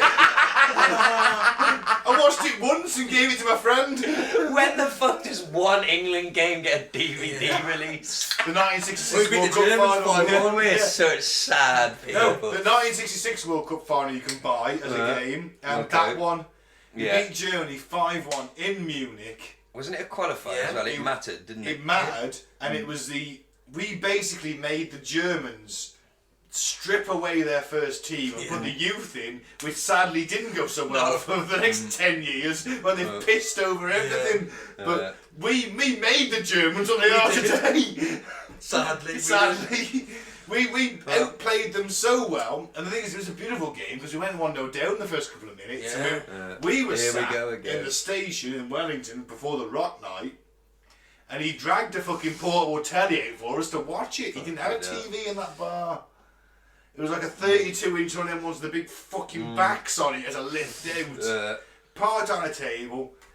Even Emileski scored. Michael Owen got a hat trick. We all got absolutely That smashed. wonder goal, wasn't it, where he fucking ran off the field, didn't he? No, that was That's Argentina. Argentina. Oh, was it? 1998 World Cup. Oh, Yeah. what a goal that was. Oh, Maradona. Nearly. Anyway, back to the bank robberies. Enough about reminiscing about English football. Number 2. But life has been shit since Kieran Trippier abandoned that 4th minute free kick against Croatia. Yeah, life peaked. It's all been downhill since then. Ah, well. Yeah, It's always next year. maybe. It's coming out. Oh man, I've never spoken while burped. I'm sorry, I belched accidentally, but I've never deliberately. Can you not tell I've just completely given up on life, politics, everything, just fucking. I need to go back to work. I need to feel like there's a point to my existence. That's where you're going wrong. Ice hockey on Sunday. Ice hockey, so I had an afternoon nap this afternoon, it was wonderful. I do appreciate an afternoon nap now. Yeah, I was sleep for like 2 hours, I was usually for 40 minutes, but you know. Because we're old as shit. Anyway, into... The Graff Jewellers robbery, London, 2009. They got away with 40 million. 2 men in suits armed with handguns walked into Graff's on a New Bond Street store and took 43 items of jewellery, much of it diamonds, on August the 6th, 2009.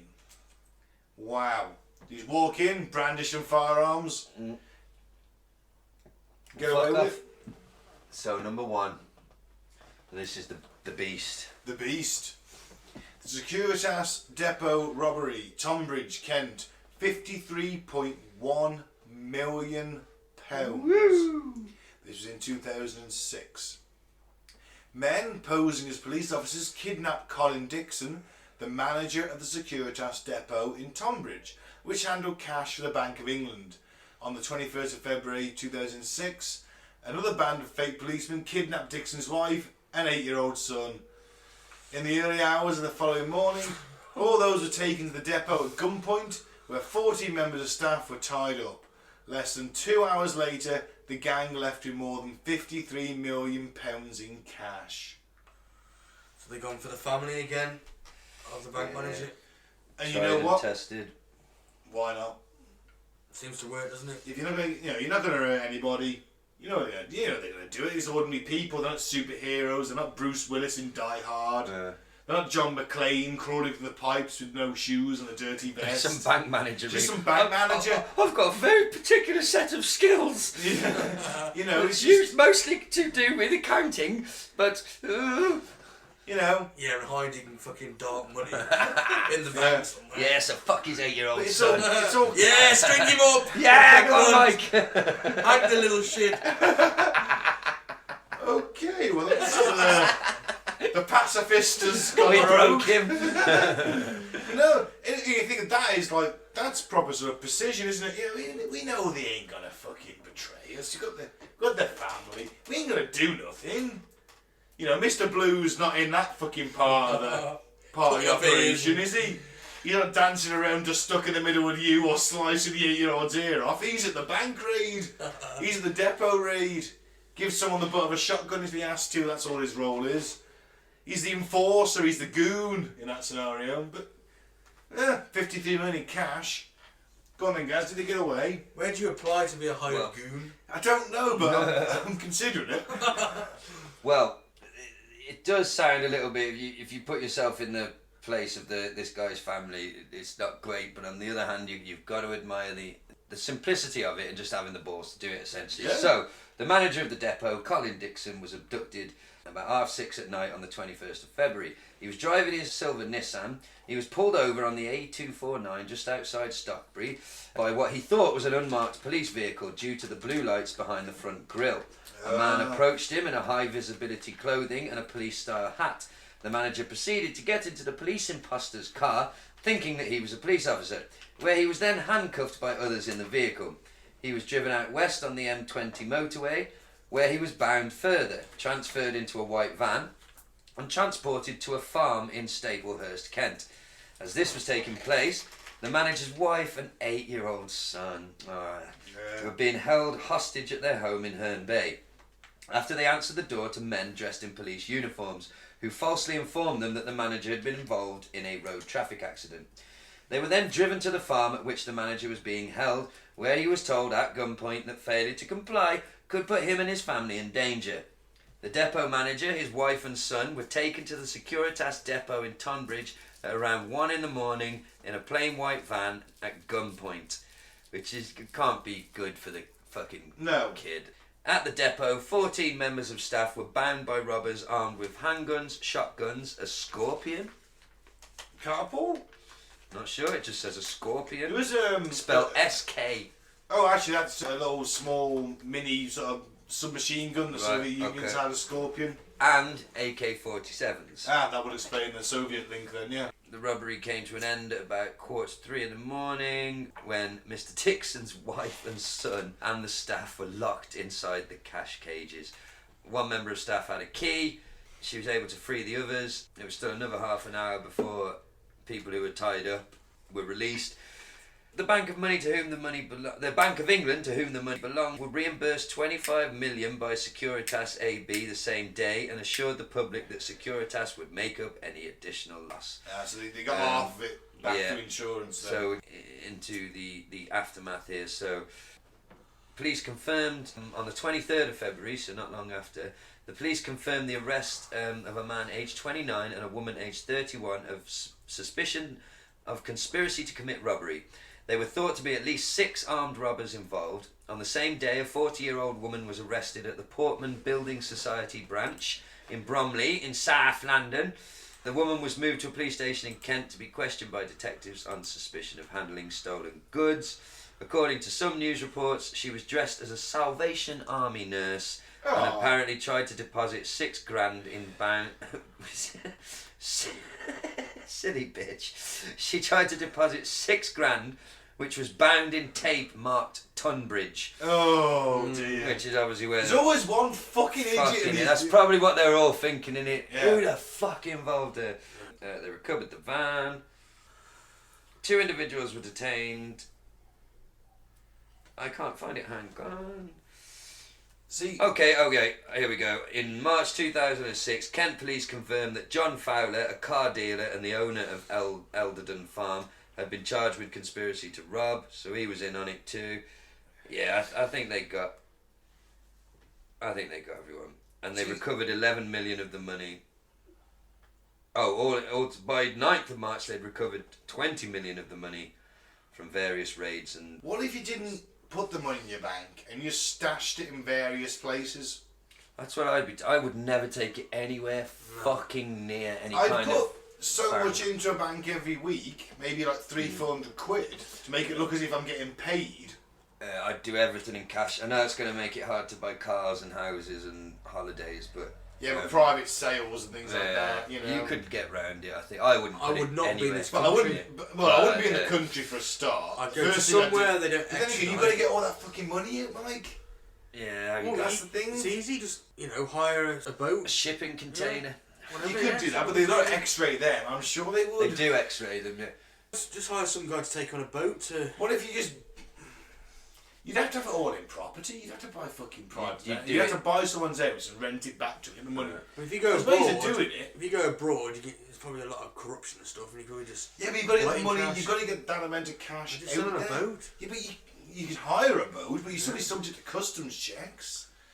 I mean, it depends where you go. If you went to like some shady, I don't know, for example, Southern American country where it's a little bit corrupt, or wherever there's a little bit corrupt, then yeah, you probably could pay people off. But well, that's what money laundering is, though, isn't it? I think, isn't it? Like you would. And that's putting money into legitimate businesses.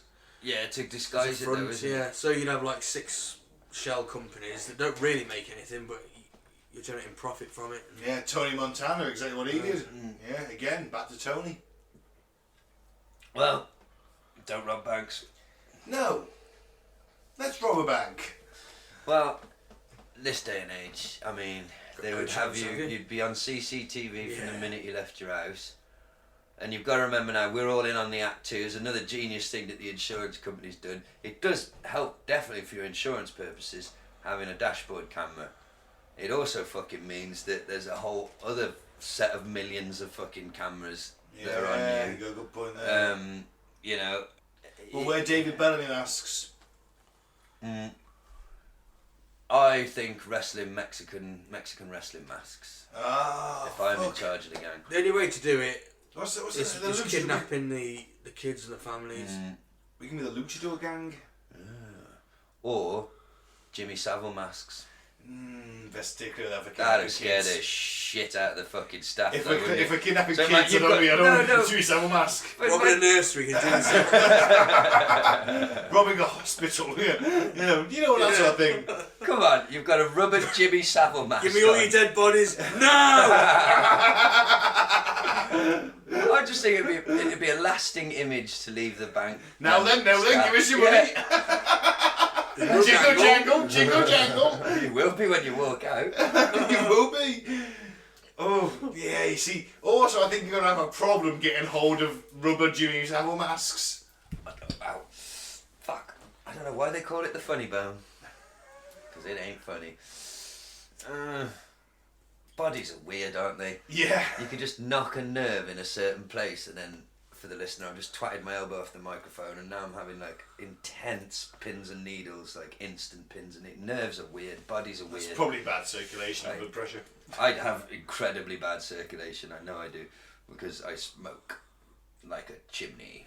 And every cigarette reduces blood flow to the hands by up to 40% per hour. Really? I don't have any bad If I lean too long in one place, my hand will start getting all numb. I get that. And I used to try and ignore it and think, I'm sure it happens to everyone. And I googled it one day, and it's literally poor circulatory health, of which smoking is the number one. Right. Apparently, even my bone would have healed quicker if I didn't smoke. No way. Yeah. Funny enough, I got told that because I work out, I try to be healthy, and I thought if I didn't smoke, I would gain muscle faster because the constriction of blood doesn't allow the muscles to heal, to get that little micro scarring that enables them to grow back stronger. Yeah. It's a slower gain if you smoke. I did an Arnold Schwarzenegger impression to my physiotherapist, but it went straight over her head. I know. I was like, have you ever seen an advert where Arnold's like in disguise? Because I was on about how far to push my arm to like get the muscle to come back. I was like, have you seen that? You know, like, cause you got to break it to make it, haven't you? And she's like looking at me like, what? And I'm like, it's an advert where he's in disguise and like he sneaks up on people and gives them advice in the gym, and they're like, is that Arnold Schwarzenegger? The voice in a gives Fu away. Manchu, like he's literally just wearing like a bullshit, shitty disguise. Anyway, and he like goes up to someone. And he's like, remember, when it burns, it grows. And she was like, I don't think that applies to physiotherapy. Like you're rebuilding it. And I was like, yeah, but it's okay. I think she's wrong. Because think about it, I know she's a professional, but so you've got to break it a little bit, push it, and that tearing and breaking, when it makes repairs it stronger, itself, it's pairing stronger. That's how you build muscle. Yeah. So surely that's the same thing I've got to do here. But as your muscles have atrophied, they're not as Yeah. strong, so you need to be more careful with it. I think that's what she was trying to get across to me. Like, no, don't just go and try and lift the heaviest thing you can.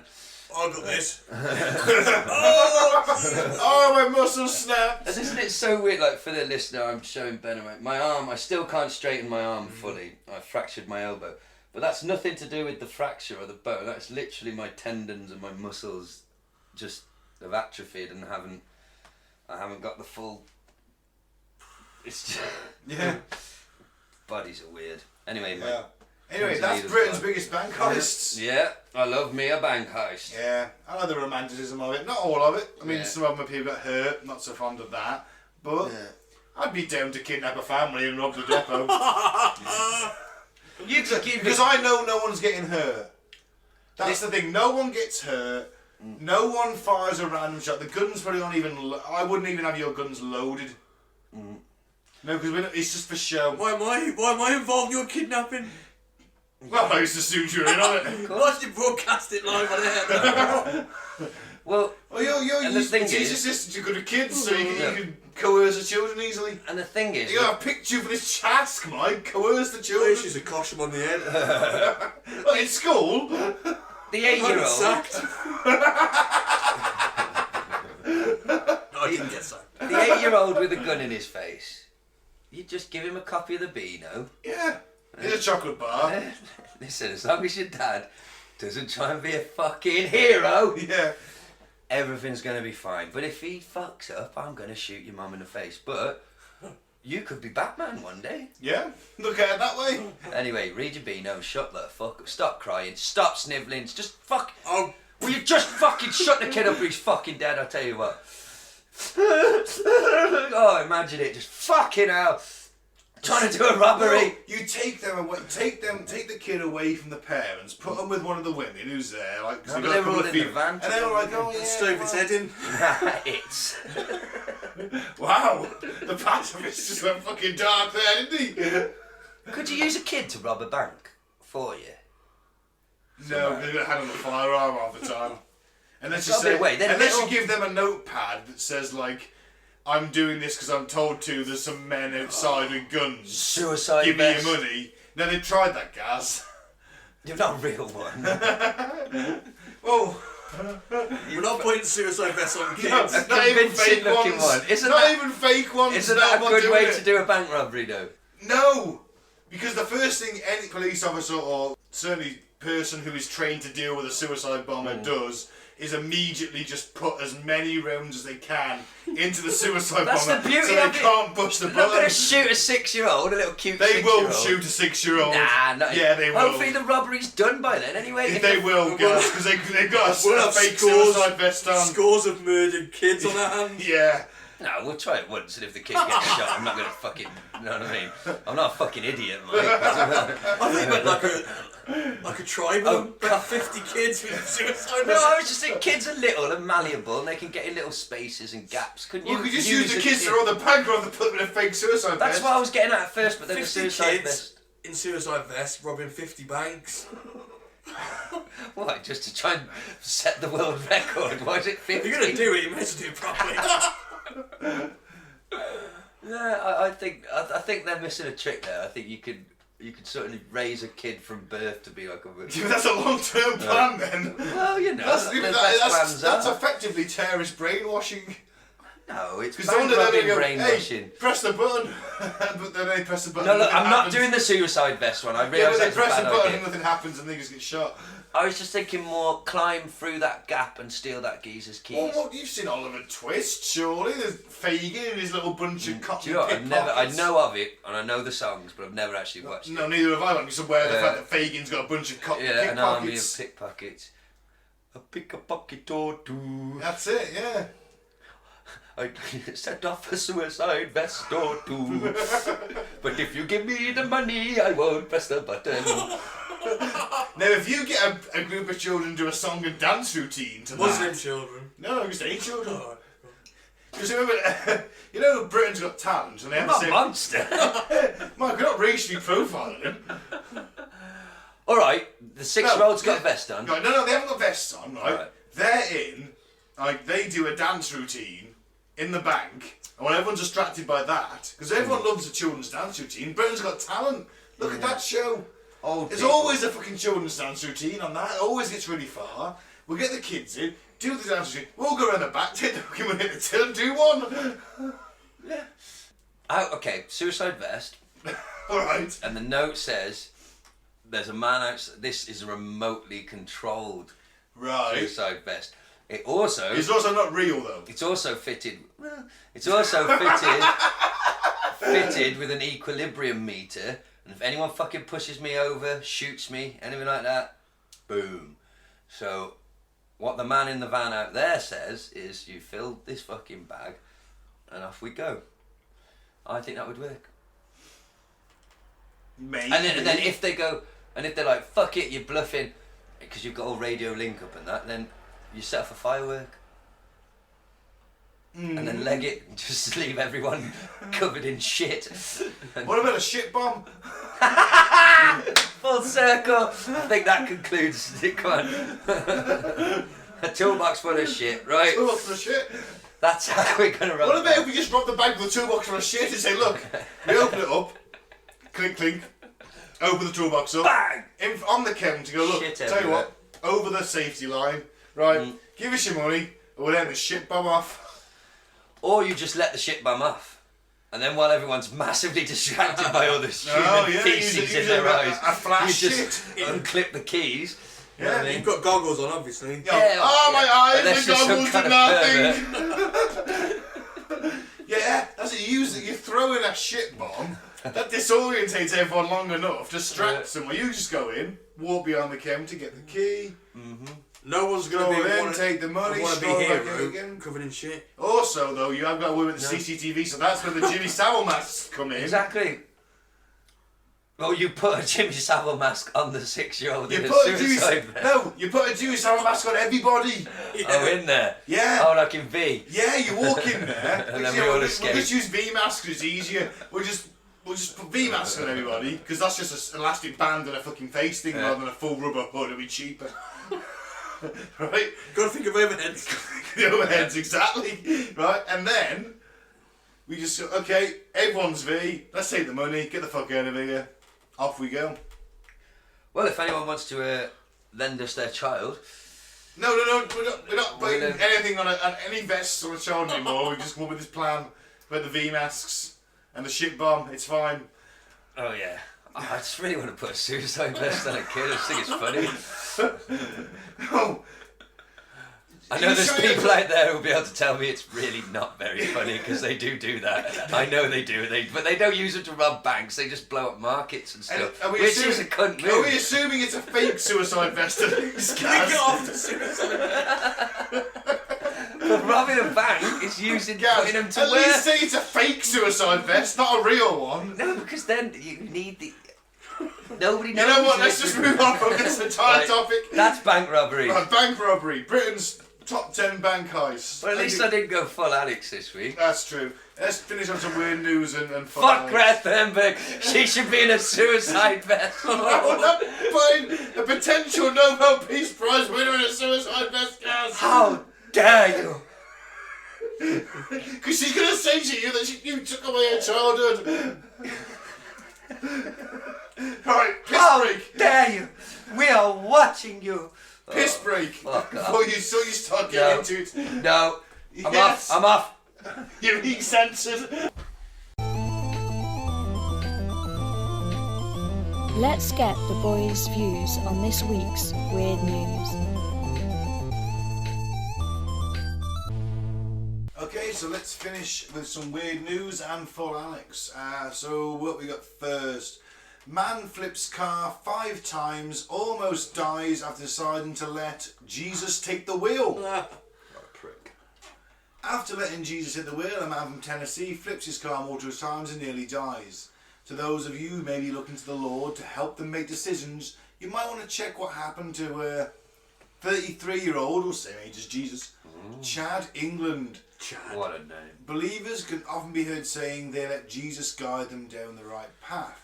But in this particular case, he was way off. I bet Jesus Take the Wheel is a song to a country song, isn't it? I Title bet to a it's going country to be. song. I let Jesus take the wheel. Turns out Jesus, he don't like me. Because he New flipped solo my one. fucking car. He could have just fucking held it on the straight for you, couldn't he? It's no to drive no cars in biblical times. But Yeah, why Jesus this riding a cunt- donkey. Is that really how it works? Is Jesus this fucking... Can he just manifest himself? And like, how was he gonna... How did you think he was gonna touch the steering wheel? Fucking blow on it. From beyond the... What the fuck? Hang on, I'm What? confused. Right. Wait. I need a very important Bible lesson. So he died once, Yeah, came back. yeah. Fucked off. Did he die again? No. So he could, He ascended to heaven. Yeah, that was it. but he ain't must come have back died. since. Oh, he left his body and ascended No, to his heaven. body and No, everything. everything went. People saw this happen. Yep. Apparently so. Remember that the disciples didn't write the Bible, and that the best accounts you've got are sort of 50 or 60 years later. But yes, according to the New Testament, Jesus rose from his grave after 3 days, demanded to know where his Easter eggs were, and then ascended to heaven. Take out the Easter egg part. Yeah, this prick deserved to flip his fucking car 5 times. Chad lost control of his vehicle and flipped 5 times after letting Jesus take the wheel. He was said to be speaking in tongues when the police finally found him. Now, I'm going drugs or mad priest from the Arnie classic End of Days. Yes. Did you see this fucking amazing clip going round of the preacher talking in tongues? No. Fucking amazing. I've So, seen some of it before though. so he's in one of these. I'm going to do an impression for the guys here. He's in one of these like super churches or whatever, and he's got a table in front of him there, and he's got a microphone, and he's going blah blah blah blah blah blah blah blah blah, and then you see him go blah blah blah blah blah blah blah blah blah. Looks at his phone, picks his phone up off the desk while still going blah blah blah blah blah blah. Clicks it on, checks something, pops it back down, and carries on. All right then, mate. Possessed were you? Was it channeling through you? Was Was the phone it? demon, guys? Yeah. Fucking bell end, man. On I camera. thought you were going to say, have you seen the T-800 in the new Mortal Kombat Oh game? no, I have seen that though. Looks, it's With his enough for me to finishing buy the music game. would involve him pulling out that sweet shotgun and blasting someone's face off. Yeah. At one point he sends them back through time using the chronosphere, and he's there when they come back to blast their face off. That's awesome. He's got this whole sweet raft of finishing moves, and it's Arnie as the TR. It's fucking awesome. Right. Yeah, sorry. Let's it. scroll down. I want to see if he was on drugs or not. He was high on Jesus. Well, although the officers were confident the man was under the influence of drugs, he refused to take a drug test, so this could not be validated. Here's what they found when they searched his car. 6 grams of marijuana, 0.6 grams of cocaine, a pipe, rolling papers, a 3/4 empty bottle of Crown Royale, a small empty bottle of Crown Royal, and several cans used for huffing. The show cat is Chester is just trashing the studio. He's literally gone insane. He has gone nuts. Every Sunday, you fuckers. Every Friday, Gaz. Wait, what day is it? It's Friday. Thank you. I've lost all track of time. I haven't been at work. I've just been on YouTube watching videos I probably shouldn't be watching, to be honest. Fuck you, Greta! Wow, it's interesting. I'm just trolling. It's fine. It's fine. It's fine. England is reported to have told officers that Jesus appeared before him and told him to let Jesus drive on his behalf. Oh dear. I'm going to go out on a limb and say I've done way more than 0.6 grams of cocaine. No, that's what was left. Yeah, I've done a lot of cocaine and various other... What's your record in a night? Various cocktails. Oh, I don't know. A couple of grams at least. But then you're sharing it out. Anyway, I have been so fucked I hallucinated once. I had been awake for 4 days. You weren't driving a van at this point, were you? No, I was in Poland, freaking out in an empty house while everyone else was still at the wedding. Who am I? I literally got out a piece of paper and started writing down like who I am, in case I couldn't remember. Reality was getting slippery. Who am I? Where am I? Why is everything written in this weird fucking thing that resembles nothing like English? Why does this house look like nothing I've ever been in before? Was there a picture of the Pope? Probably somewhere, Yeah. Anyway, Pope, what's the Polish Pope? John Paul II. There's a picture of him in every fucking house. John Paul the Nonce. Anyway, my point is, I've done a lot of fucking drugs and drink all at the same time, and we're all different. I haven't driven in that state, which is a good thing. I don't know, I just never... It was this guy, I'd be interested to know if he was a religious person before he was doing all the cocaine and shit, because it'd be pretty weird if it was the first time he'd ever really spoke to Jesus. Like, yeah, I'll let you drive. Does he have a Jesus bobblehead on the dashboard? I've got a Jesus bobblehead. Ironically, though. Yeah, it's the Buddy Christ figure from. I bought it outside the Vatican. Oh, awesome! It's literally holy. That fucking thing. It was literally just outside St. Peter's Square. He's going to try and come to life and try and rape you. Maybe he has already, but he's only very small, only 6 inches high, so maybe he didn't feel it. Kevin Smith must be so amused to know that even though he's getting ripped, his merch is getting bootlegged, but the idea of it being sold outside the Vatican... It's so bootlegged. You know, yeah, it's not an official model in the slightest. I don't think the Vatican would have an official Buddy Christ figure. And if they'd actually ever seen the movie... souvenir stores, I can tell you that much. But if they'd ever seen the movie and what it stands for and how it's basically about, religious dogma's bullshit, but faith in something's good, like, do you know what I mean? Like, completely against their corporate, like, the Buddy Christ part of the movie is a piss take of the Catholic Church in itself, so the idea that somebody's like, oh, that's a cool Jesus, is like, ripping him off and selling him. I'm sure he would get a little kick out of that, because he was raised Catholic, that's why he wrote Dogma. The same store also had Donald Trump bobbleheads on. So he's probably appealing to the American visitors there as well. Like, hey, I bought this Donald Trump bobblehead from outside the Vatican. I just saw the Jesus Buddy Christ. I went, oh wow, Buddy Christ! I've always wanted one of them. Just because I just really like the fucking idea of it. It's hey, the crucifix was depressing. Here's Buddy Christ. Dogma. We'll have to pick that as one of our movies. Yeah, absolutely. But it was €6. It was nothing. It's a very crudely shit rip-off. But it's like it's like the model. It's like, I've always wanted one of them. I'm not paying 25 quid for a Funko Pop thing. No, so fuck that. Right. Although I am probably going to splurge on the Games Workshop action figure of the Space Marine when that comes out next year. Why not? I think it's like about 90 quid where I'm going to... Treat yourself. Yeah. I'll wait for this headline, Ben. Nottingham's legendary cock-on-a-stick man to retire after this year's Goose Fair. And that is why Sounds like something I've been employed to That is why I picked it. Doesn't it? I found it today. So... I had to have you heard the cock on a stick man's retiring? It's actually a really innocent tale, but the headline's fucking amazing. Nottingham's got a cock on a stick, man. Oh, God. And he had a store that said labelled cocks on sticks.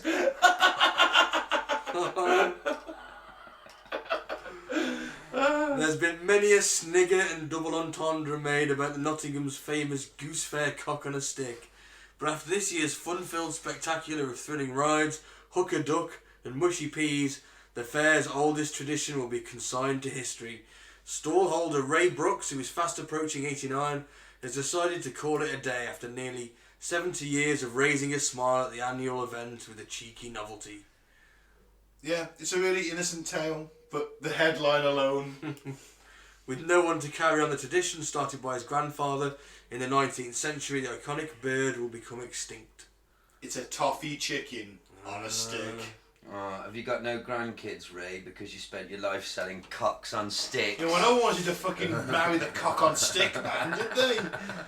One day, son, this'll all be yours. I fucking hope not, Dad. The pensioner, who says he's never missed a year, makes the cocks by hand at his home in St Anne's, a task he begins in July because it's a slow and time-consuming job crafting and shaping the chewy, sugary birds. He uses a secret recipe, passed down by his grandfather Ben Whitehead of Arnold. Yeah. According to Nottingham Hidden History Team, he created a cockerel rather than a white goose, which was already popular more than 100 years ago, and the ladies of Nottingham referred to the birds as cocks. So you can no longer get a cock on a stick at the Nottingham County Fair. Goose Fair? Goose Fair. Tragic times. Austerity. Fucking Tories. And the fact that he's 89 and still selling cocks on sticks. But the headline alone was worth it. Yeah. Brilliant. Very British, isn't it? It is, isn't it? That's why when the aliens come down in that, what's that book? Return to Childhood, something like that. I don't know. That book where the aliens come down I know. and we give them a fair to sort of show everything. Hey, this is what Earth's got. There's music and dancing and food. Wasn't that a story we got? Yeah, it was. Yeah, Dan Aykroyd mentioned it. I think he was just saying that's what. And then they he would kill like us to all. happen. They just eviscerate us all. Yeah. That's I what think- Britain will send after Brexit. We'll send a cock on a stick man. Well, Some Morris dancers, a cock on a stick, and a fish and chip van. Yep. To meet the aliens. bless him. Next. Right, your article, Gaz. Man sues Apple claiming iPhone turned him gay. This is amazing. This is the BBC, by the way. Right. This is BBC News. He's a Russian man. He says after an incident involving gay coin cryptocurrency, saying he suffered moral harm, is asking for 1 million rubles, according to a copy of the complaint seen by the news agency AFP. Homosexuality was decriminalised in Russia in 1993, but anti-gay prejudice is still widespread. In 2013, Russia passed legislation banning the spreading of what it described as gay propaganda. This officially bans the, quote, promotion of non-traditional lifestyles to minors, but in effect outlaws LGBT activism. A number of campaigners have been attacked and killed in the last year. Oh, fucking hell. So what's happened? In a suit filed on 20th September, it is claimed a cryptocurrency called Gaycoin was delivered via a smartphone app rather than the Bitcoin he had ordered. Cryptocurrency is basically virtual money, like an online version of cash, and Bitcoin and Gaycoin are some of those currencies. According to the complaint, the Gaycoin cryptocurrency arrived with a note saying, "Don't judge until you try." I thought, and this is the man talking now, in truth, how can I judge something without trying? I decided to try same-sex relationships. Now I have a boyfriend, and I do not know how to explain this to my parents. And he's suing them for £1 million, million rubles. Well, he said... Your fault I like cocks. I know a bloke who sells something in Nottingham you might be interested in. I don't real. Yeah, get there soon. He's gonna be back next year. Well, actually, maybe you could marry him and take You on know the what I mean, business. Anyway, he says that life has changed for the worse. Well, what's your boyfriend going to think when he reads that? He will never become normal again. He says that Apple pushed him towards homosexuality through manipulation. He claims, the changes have caused me moral and mental harm. Yeah, but you've been coming hard as fuck right in your boyfriend's ass You've been every firing night. fucking and loving ropes, it. buddy. You've been Loving firing ropes. The court will hear the complaint on the 17th of October, according to information on its website. Apple has not yet responded to Newsbeat's request for comment. All I can say is a good job we didn't buy unit coin. Don't judge till you try. It's a good job you didn't buy pedo coin, isn't it? Oh yeah. Put that. No, you don't want that. I mean, like, I bought gay coin. They gave me some gay coins. So I thought, why not have sex with a man? Speaking of pedo, full Alex. Oh, that's a bold statement to make. Just a orgasm. That's all gone by the wayside recently, hasn't it? Because it wasn't fucking true, which is why we shouldn't have been on here calling him a fucking nonce. I was joking, Mike! mate. I was joking. It was a joke. Yeah, I Mike. didn't mean it. Leave my Alex alone.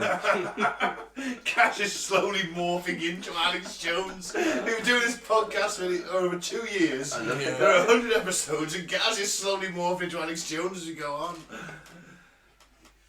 We're going to one day launch ourselves at www.infowars2.com.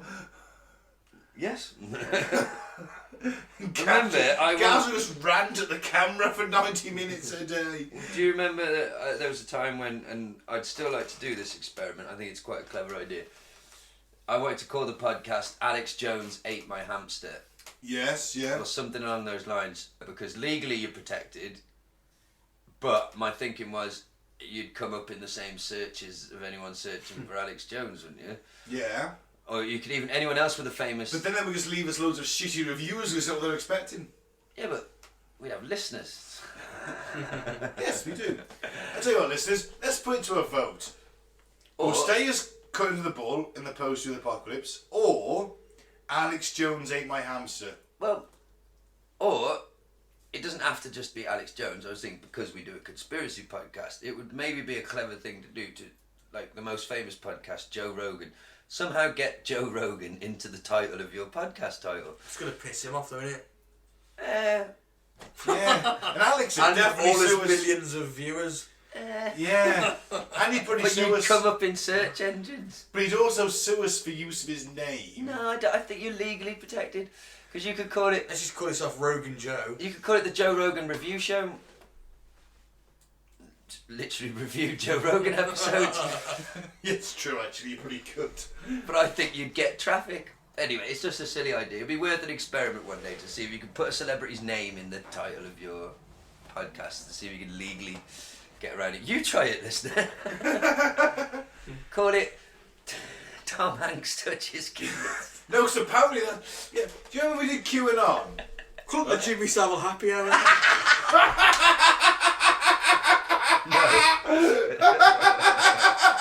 No, don't. No, don't give me that. Well, well. some people are. Yeah. It's just a sound of someone raping dead people. Fucking Sorry. So let's do Full Alex, the favourite game show in this flat. Basically, the premise of the show is that Mike finds a couple of random weirdos on the fair of the net, and then he pits them against the arch saint of insanity himself, Alex Jones.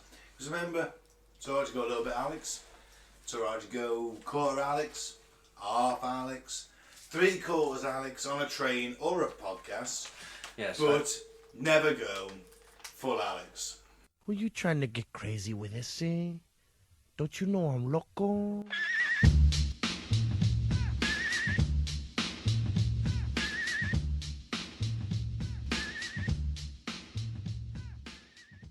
If this is your first episode, listen to last week's episode where I believe I went so full Alex that I turned everybody's microphone down and began loudly rambling on, probably incoherently, about how much I hated Greta Thunberg.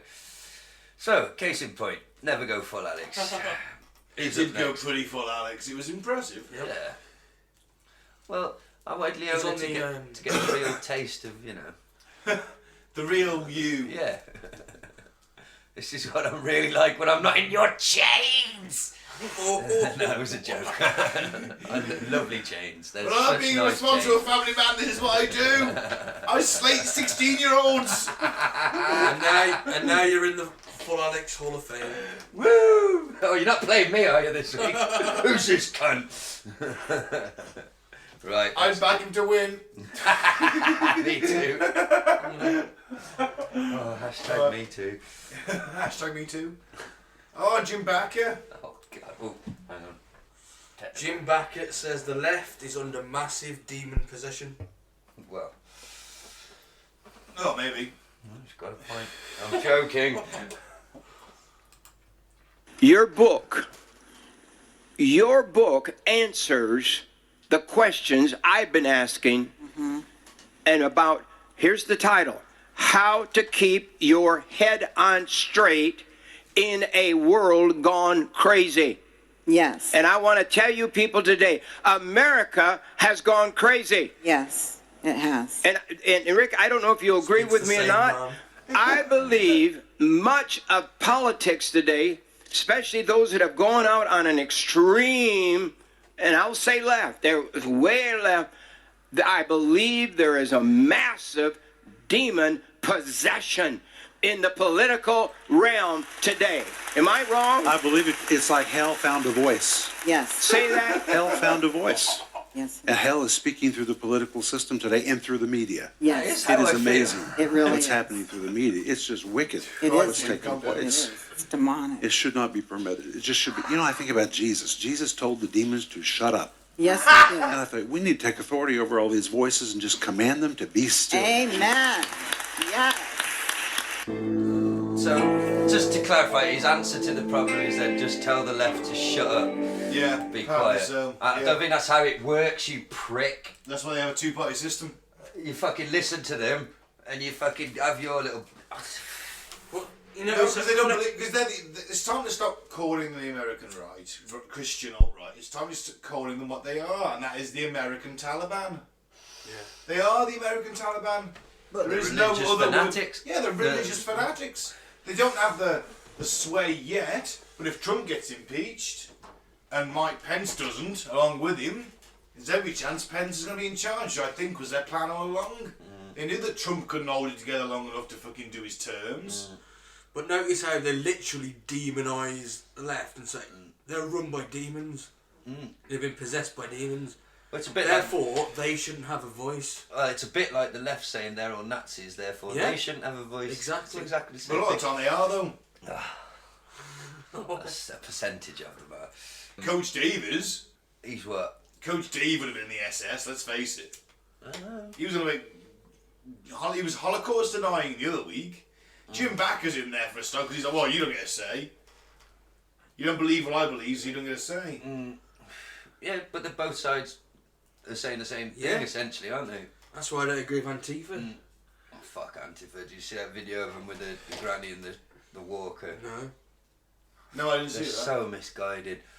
It's literally a fucking elderly, doddering woman with a walker and a man of a similar age who hasn't got a walker. He's possibly a little bit younger than her, but they're both, I'm talking 80-year-olds, 90-year-olds. Like, they're trying to cross the street where there's a protest, and like 2 or 3 fucking Antifa just like block them, stand in a line in front of them, and they're screaming, "Nazi off our streets, Nazi scum, off our streets, Nazi scum." It's like, you're such misguided fucking simpletons. Yeah, because the message is fine. I've got no issue with the message. Yeah.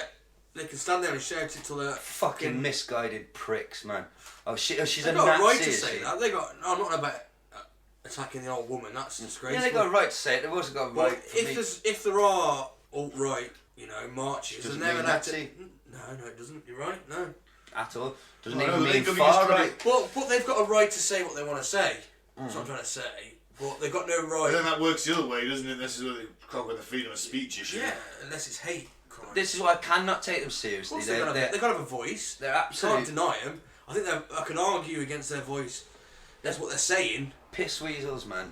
but they've got a right to say it. It just shows you what misguided fucking pricks they are. You know what I mean? It's some like fucking, again, I am stereotyping, but I saw the video. It's true, face covered, but you can see some pink hair underneath it. Not a fucking, it's so unoppressed. It's not even fucking true.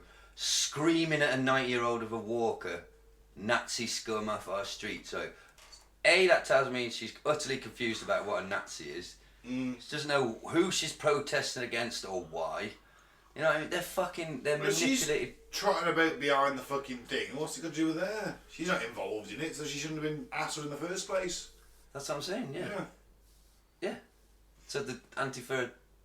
They're being dick weasels in that scenario, yeah. And pretty much all they're violent, nasty fucking thugs, and they use it all under the pretense of it's okay because he's a Nazi. And then they're picking on some fucking elderly Jewish man got battered because they thought he was a Nazi. He's fucking Jewish, you cunt. Obviously, there's going to be good eggs in there somewhere. It's like every organisation though, isn't it? It's like the police, there's bad eggs in every single one. I despise Antifa, and it's very funny, it's not conspiracy theory, it's fact that these fucking violent thugs for Antifa very rarely get charged with anything because they have these very poor people suddenly have incredibly fucking high-powered lawyers turning up to defend their assault charge. Twisted, squirrely, weird shit going on. Yeah. Possibly... Punching a Nazi, ironically they become Nazis. Oh, it's ridiculous. You know what I What's mean? so different for punching a Nazi though? If they literally stood there with a Nazi armband on, They're you not did though. a salute. They're not Some though. of them are. Yeah, but Or fair showing their tattoo off with Hitler on it, then yeah, punch him, fuck it. Nah, it doesn't make it makes you. That's what Grandad did. That's what made this country great. Yeah, but Grandad wasn't punching fucking middle managers. Do you know what I mean? Who like at the weekend. If they're wearing Nazi armbands. Nah, it's like calling them even wearing that Nazi armband doesn't make him in my. This is I would my. argue that makes him a Nazi. This is my fundamental. If you're wearing the armband, no, Gaz, no, come no, on. No. You're wearing Come on, fucking. guys, you're wearing a You're band- literally No, wearing no. the If you let band, me the fucking SS. finish, I'll fucking tell you why. All right, go on. How the fuck does wearing the symbol equate to fucking mass murder? Industrialised murder where you've got to invent the logistical fucking operations required to murder people Because on such a you're level. endorsing that by wearing that armband. But It's you like weren't you part of that. endorse He that needs Star a Wars and different wearing a name. t-shirt. He needs a different name. It needs, What do we call him then? I don't know, a far right prick or something, but the fucking word Nazi gets bandied a fucking about. So much so to the point I think it's fucking disrespectful to the people who actually went and fought Nazis. Actual Nazis. They were mass murdering people. Well, not everybody who our grandparents fought were Nazis. Just some were just dudes conscripted. But the guys at the very top, the guys in charge of this organisation, the guys in the Nazi SS symbol, uniforms were the ones wearing the Nazi armbands. I think if you wear a Nazi armband, you're pretty much declaring declaring yourself that. a Nazi, aren't you? Yeah, it's basically the same as turning up in uniform, really. Nah, to me, it's just that is like to me, like. And what do you Obviously, want he's a him to do though if he's not wearing the armband? Do you want him to start screaming Heil Hitler? Do you want him to start goose stepping? I mean, what more do you want from him? He's wearing the armband, which the dudes used to run the concentration camps, the SS were famous for wearing. But if you can't see that it's just someone fucking with the imagery, like because they might approve of those ideals, it's not the fucking same thing to me. I think anyone calling themselves neo-Nazis, Nazis, they're not. They're extreme right, but they're not. It's not the same thing. I'm not defending them. Punch them anyway. Nah, makes They're you a cunts. cunt. Nah, makes you a cunt. He's got a right to be a cunt. He probably thinks I'm a cunt. He hasn't got a right to punch me. Exactly. No, I'm sorry. I'm with Gaz on that. Anti-fascism is not a way of life. It's what everyone should be. Yeah, but it doesn't mean you have to go and punch Yeah, someone. but it doesn't mean. But they're out battering. I'm sorry, you got to get your hands dirty. I'm sorry, you have. Everything's done through peaceful protest. You become a fascist. But You're becoming the fascist. But the life after is better. Not once No, you it's become not. a fascist. Oh, do you think Well, I want to live fascists under are Antifa's under their fucking vision of the way the world should be? Agree with us or we'll fucking batter you.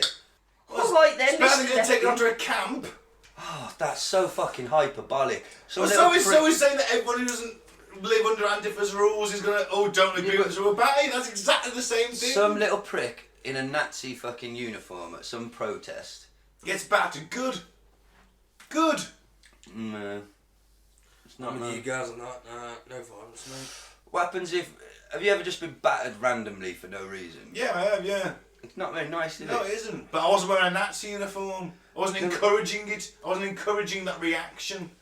Nah, I just They're think... looking for a reaction, and that's what they're getting. Exactly, and if you can't see that, that's why I think equating them to people who fucking bust people into their death by the truckload is a bit like... They're endorsing that. That's what they're saying. This is okay. That's Yeah. okay. Because allowed to I'm think wearing that, though. this. He's allowed to So think this. that. No, He's allowed to think. he's allowed to think it. Yeah, he is. But don't expect it to have a fucking reaction, and that reaction is probably going to be violent. But where does it start? Alright then, so if Antifa are allowed to punch Nazis, and I don't like Antifa, I'm allowed to put... Where does it stop? Just keeps going round and round and round. Basically, if you're using Violence violence... begets violence, mate. If you've got to use violence to get your point across, you've lost me instantly. Yeah. Oh, fuck if the other Antifa. side is violent, And if you then ever you've got to looked- be equally violent. Have you ever looked at the fucking Antifa have you actually looked at them, what they look like as human beings? No. They are the dregs of shit. They're the absolute fucking,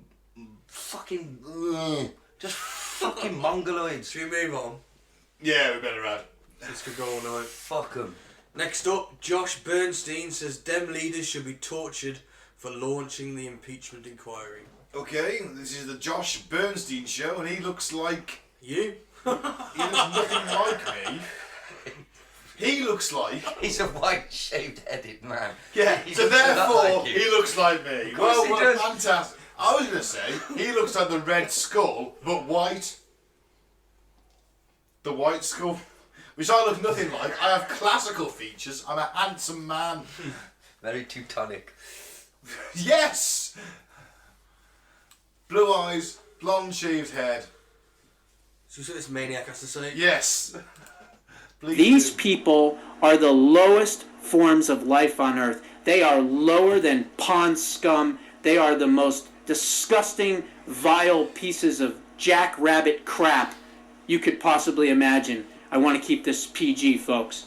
I would rip out their fingernails and their toenails That's a bit PG. one by one and then waterboard them in front of their families. That's a PG Because one. that's what these pieces of crap deserve That for makes what you a they are good trying guy, to then. do to this president. These scumbags. That's what they are. Exactly. They're dirtbags. They're scumbags. You're making my point. And I'm they are the I am. worst people on the There's this. planet Earth. There's this. And I hope every single one of them pays for what they are doing. How they are destroying the fabric of this country. We are turning into the divided states of America because of ass clowns like these Democrats. Copyright And as I Democrat. said, and I'll say again, the Democratic Party, it's no longer, folks, about differences in policies. It used to be Republicans and Democrats, there was a difference in policies. No. Now, it's about life or death. This is a terrorist organization. The Democratic Party should be designated as a terrorist organization. Now, There you go. Right, so he's advocating waterboarding and torture. So fuck it, punching you in the face is nothing. Yeah, but he's a cunt.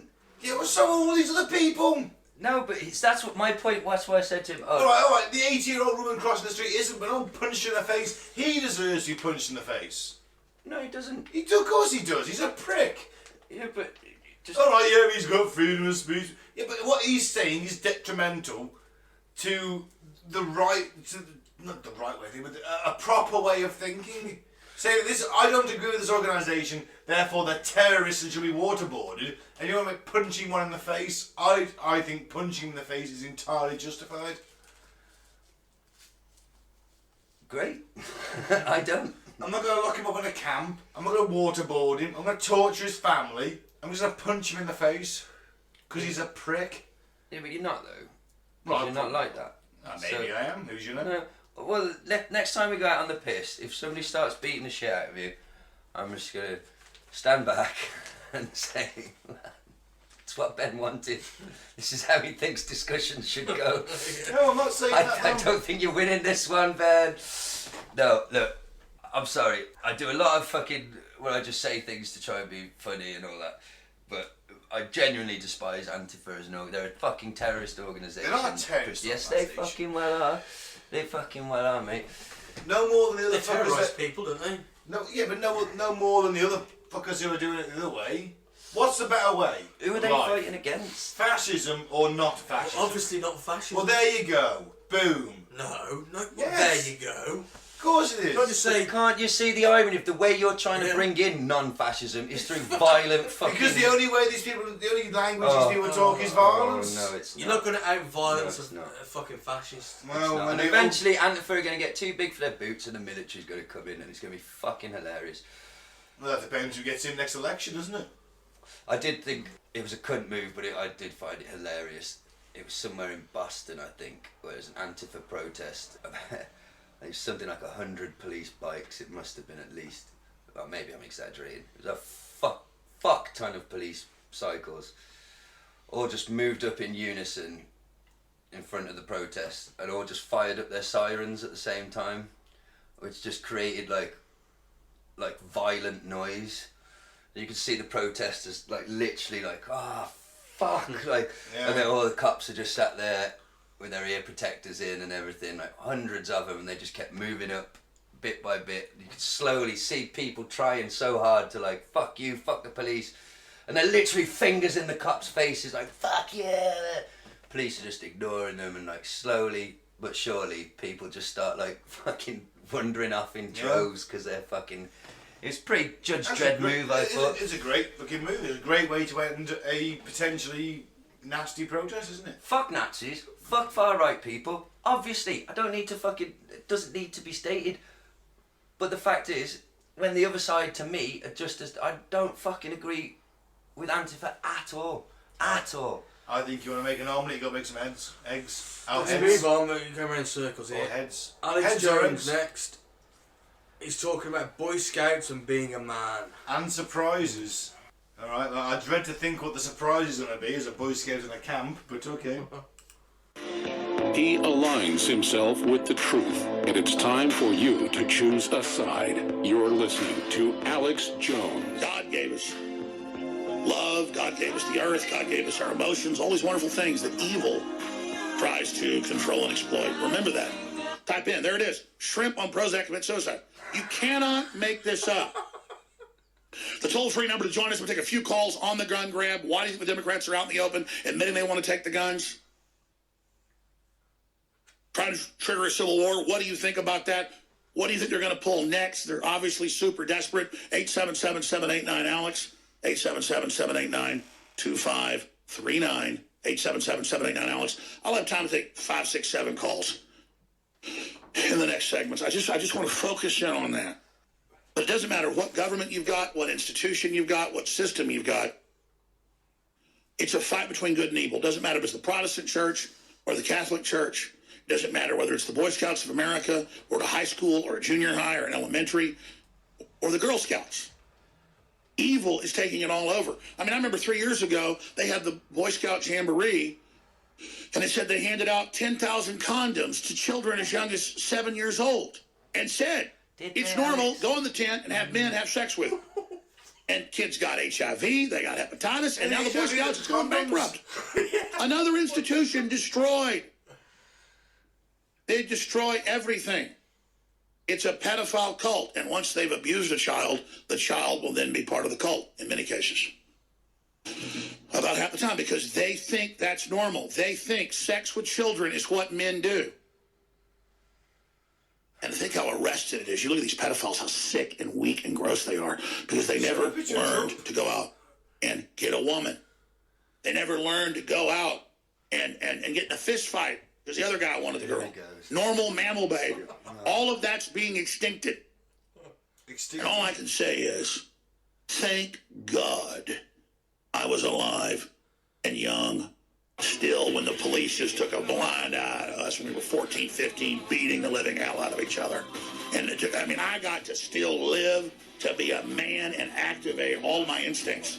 If they keep you from activating instincts, then it doesn't activate all your other systems. That's why you need those rites of passage. We need to develop systems to get people back in the position for basic hand-to-hand combat, because that triggers everything else that comes, including increased IQ. I'm still on the fucking shrimp that committed suicide. I'm on the fact that he's playing. I went in there for everyone, and they're playing Du Hast, which is You Hate in German, the song by Rammstein, as he's going on a rant of hate, and he's playing Du Hast. I mean, Rammstein would fucking hate that, don't I? They would be happy. I don't know. Who have you got this week, boys? Let's go through it. Jim Backer says the left are under massive. I mean, it's a massive demon possession. I suppose you've got to go for his little crew, but then again, that guy's just a cunt. He's just a right-wing bigot. And I know that's not a fashionable term to say he's a bigot, but and Alex is just going off on one. I prefer bigot to Nazi. I know what a bigot is. Yeah, well, alright, we'll go for bigot. Yeah, I like it. I think I think the lady does protest too much. I think Alex might have been abusing the Boy Scouts, and that's why he's so ethical about this. Barry says, they're throwing out 10,000 condoms. Yeah. Having sex with men in tents, getting HIV. Yeah, well, they're all using condoms, aren't they? You just get 10,000 of them. I mean, alright, not everyone's using a condom. But the problem is... Just giving 10,000 condoms. The problem is, see, like where he flashes up when he's talking, like there was an article there that said, what was it, something like the perversion files and the Boy Scouts or something. 7,800 paedophiles. I can believe it. But like, see, that might be my point, is that might be a genuine news story, like, but he then takes that and fucking blows it up, takes that one report, like, it's a fucking cult conspiracy fucking... But then he's doing a disservice to whoever was brave enough to actually speak up in the actual story, and then he just ties it into all the other... And let's not forget the Boy Scout leaders who aren't paedophiles, just want to help the kids out and give them a better life. Some of them might just want a job and might not even give that much of a fuck about kids. Well, I think it's actually voluntary in this country. It certainly is. Maybe not in the Boy Scouts of America, I don't know. But in this country, I think it's kind of voluntary. You might get paid a little bit for going away to camps and stuff and doing weekends, but I don't think you get paid a lot for doing a weeknight. No. Well, let's wrap it up because I desperately need a piss. I'm going for Jim Backer and his little crew on this one, just for the lunacy of it. Yeah, fuck. Because the other guy's just a bigot and Alex is just having a rant about his own molestation as a Boy Scout. Yeah. At least Alex is based on truth. To a point. I mean, not to the level he's saying. No, but it's based on it, I say. Yeah, absolutely. Whereas his is just based on lunacy, I mean... Yeah. It's always demonic possession. Because the left don't listen disagree to with him. me, they must be under demonic possession. They're evil. I mean, it's just ridiculous. It's fairy tale stuff, it's kids stuff. Yeah, it is. People fall for it, it's Absolutely. unbelievable. And there are there people live watching Jim Backer's cunt of the week. Jim Backer's... Are we just going to rename this cunt It is effectively cunt of the week as well, isn't it? Like a double whammy. Yeah. Jim Backer, Gaz. Jim Backer. Yes, Jim Backer. Unanimous. Not many weeks we're unanimous. Jim Backer. Thanks for listening. Follow us on Facebook, Instagram. Cunt the Bun the Puzzle Bonkers on Facebook. Instagram is same as Twitter, which Apocalypse is Ball. Apocalypse Ball. YouTube Apocalypse Ball. YouTube Apocalypse Ball. Solo Water Music on YouTube. It's our side project.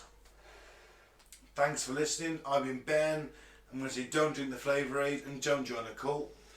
I've been Gaz, free Biff Tanner, fuck Greta Thunberg. Bye. I've been Mike. Thanks for listening. Peace out. May the force be with you. Hot damn.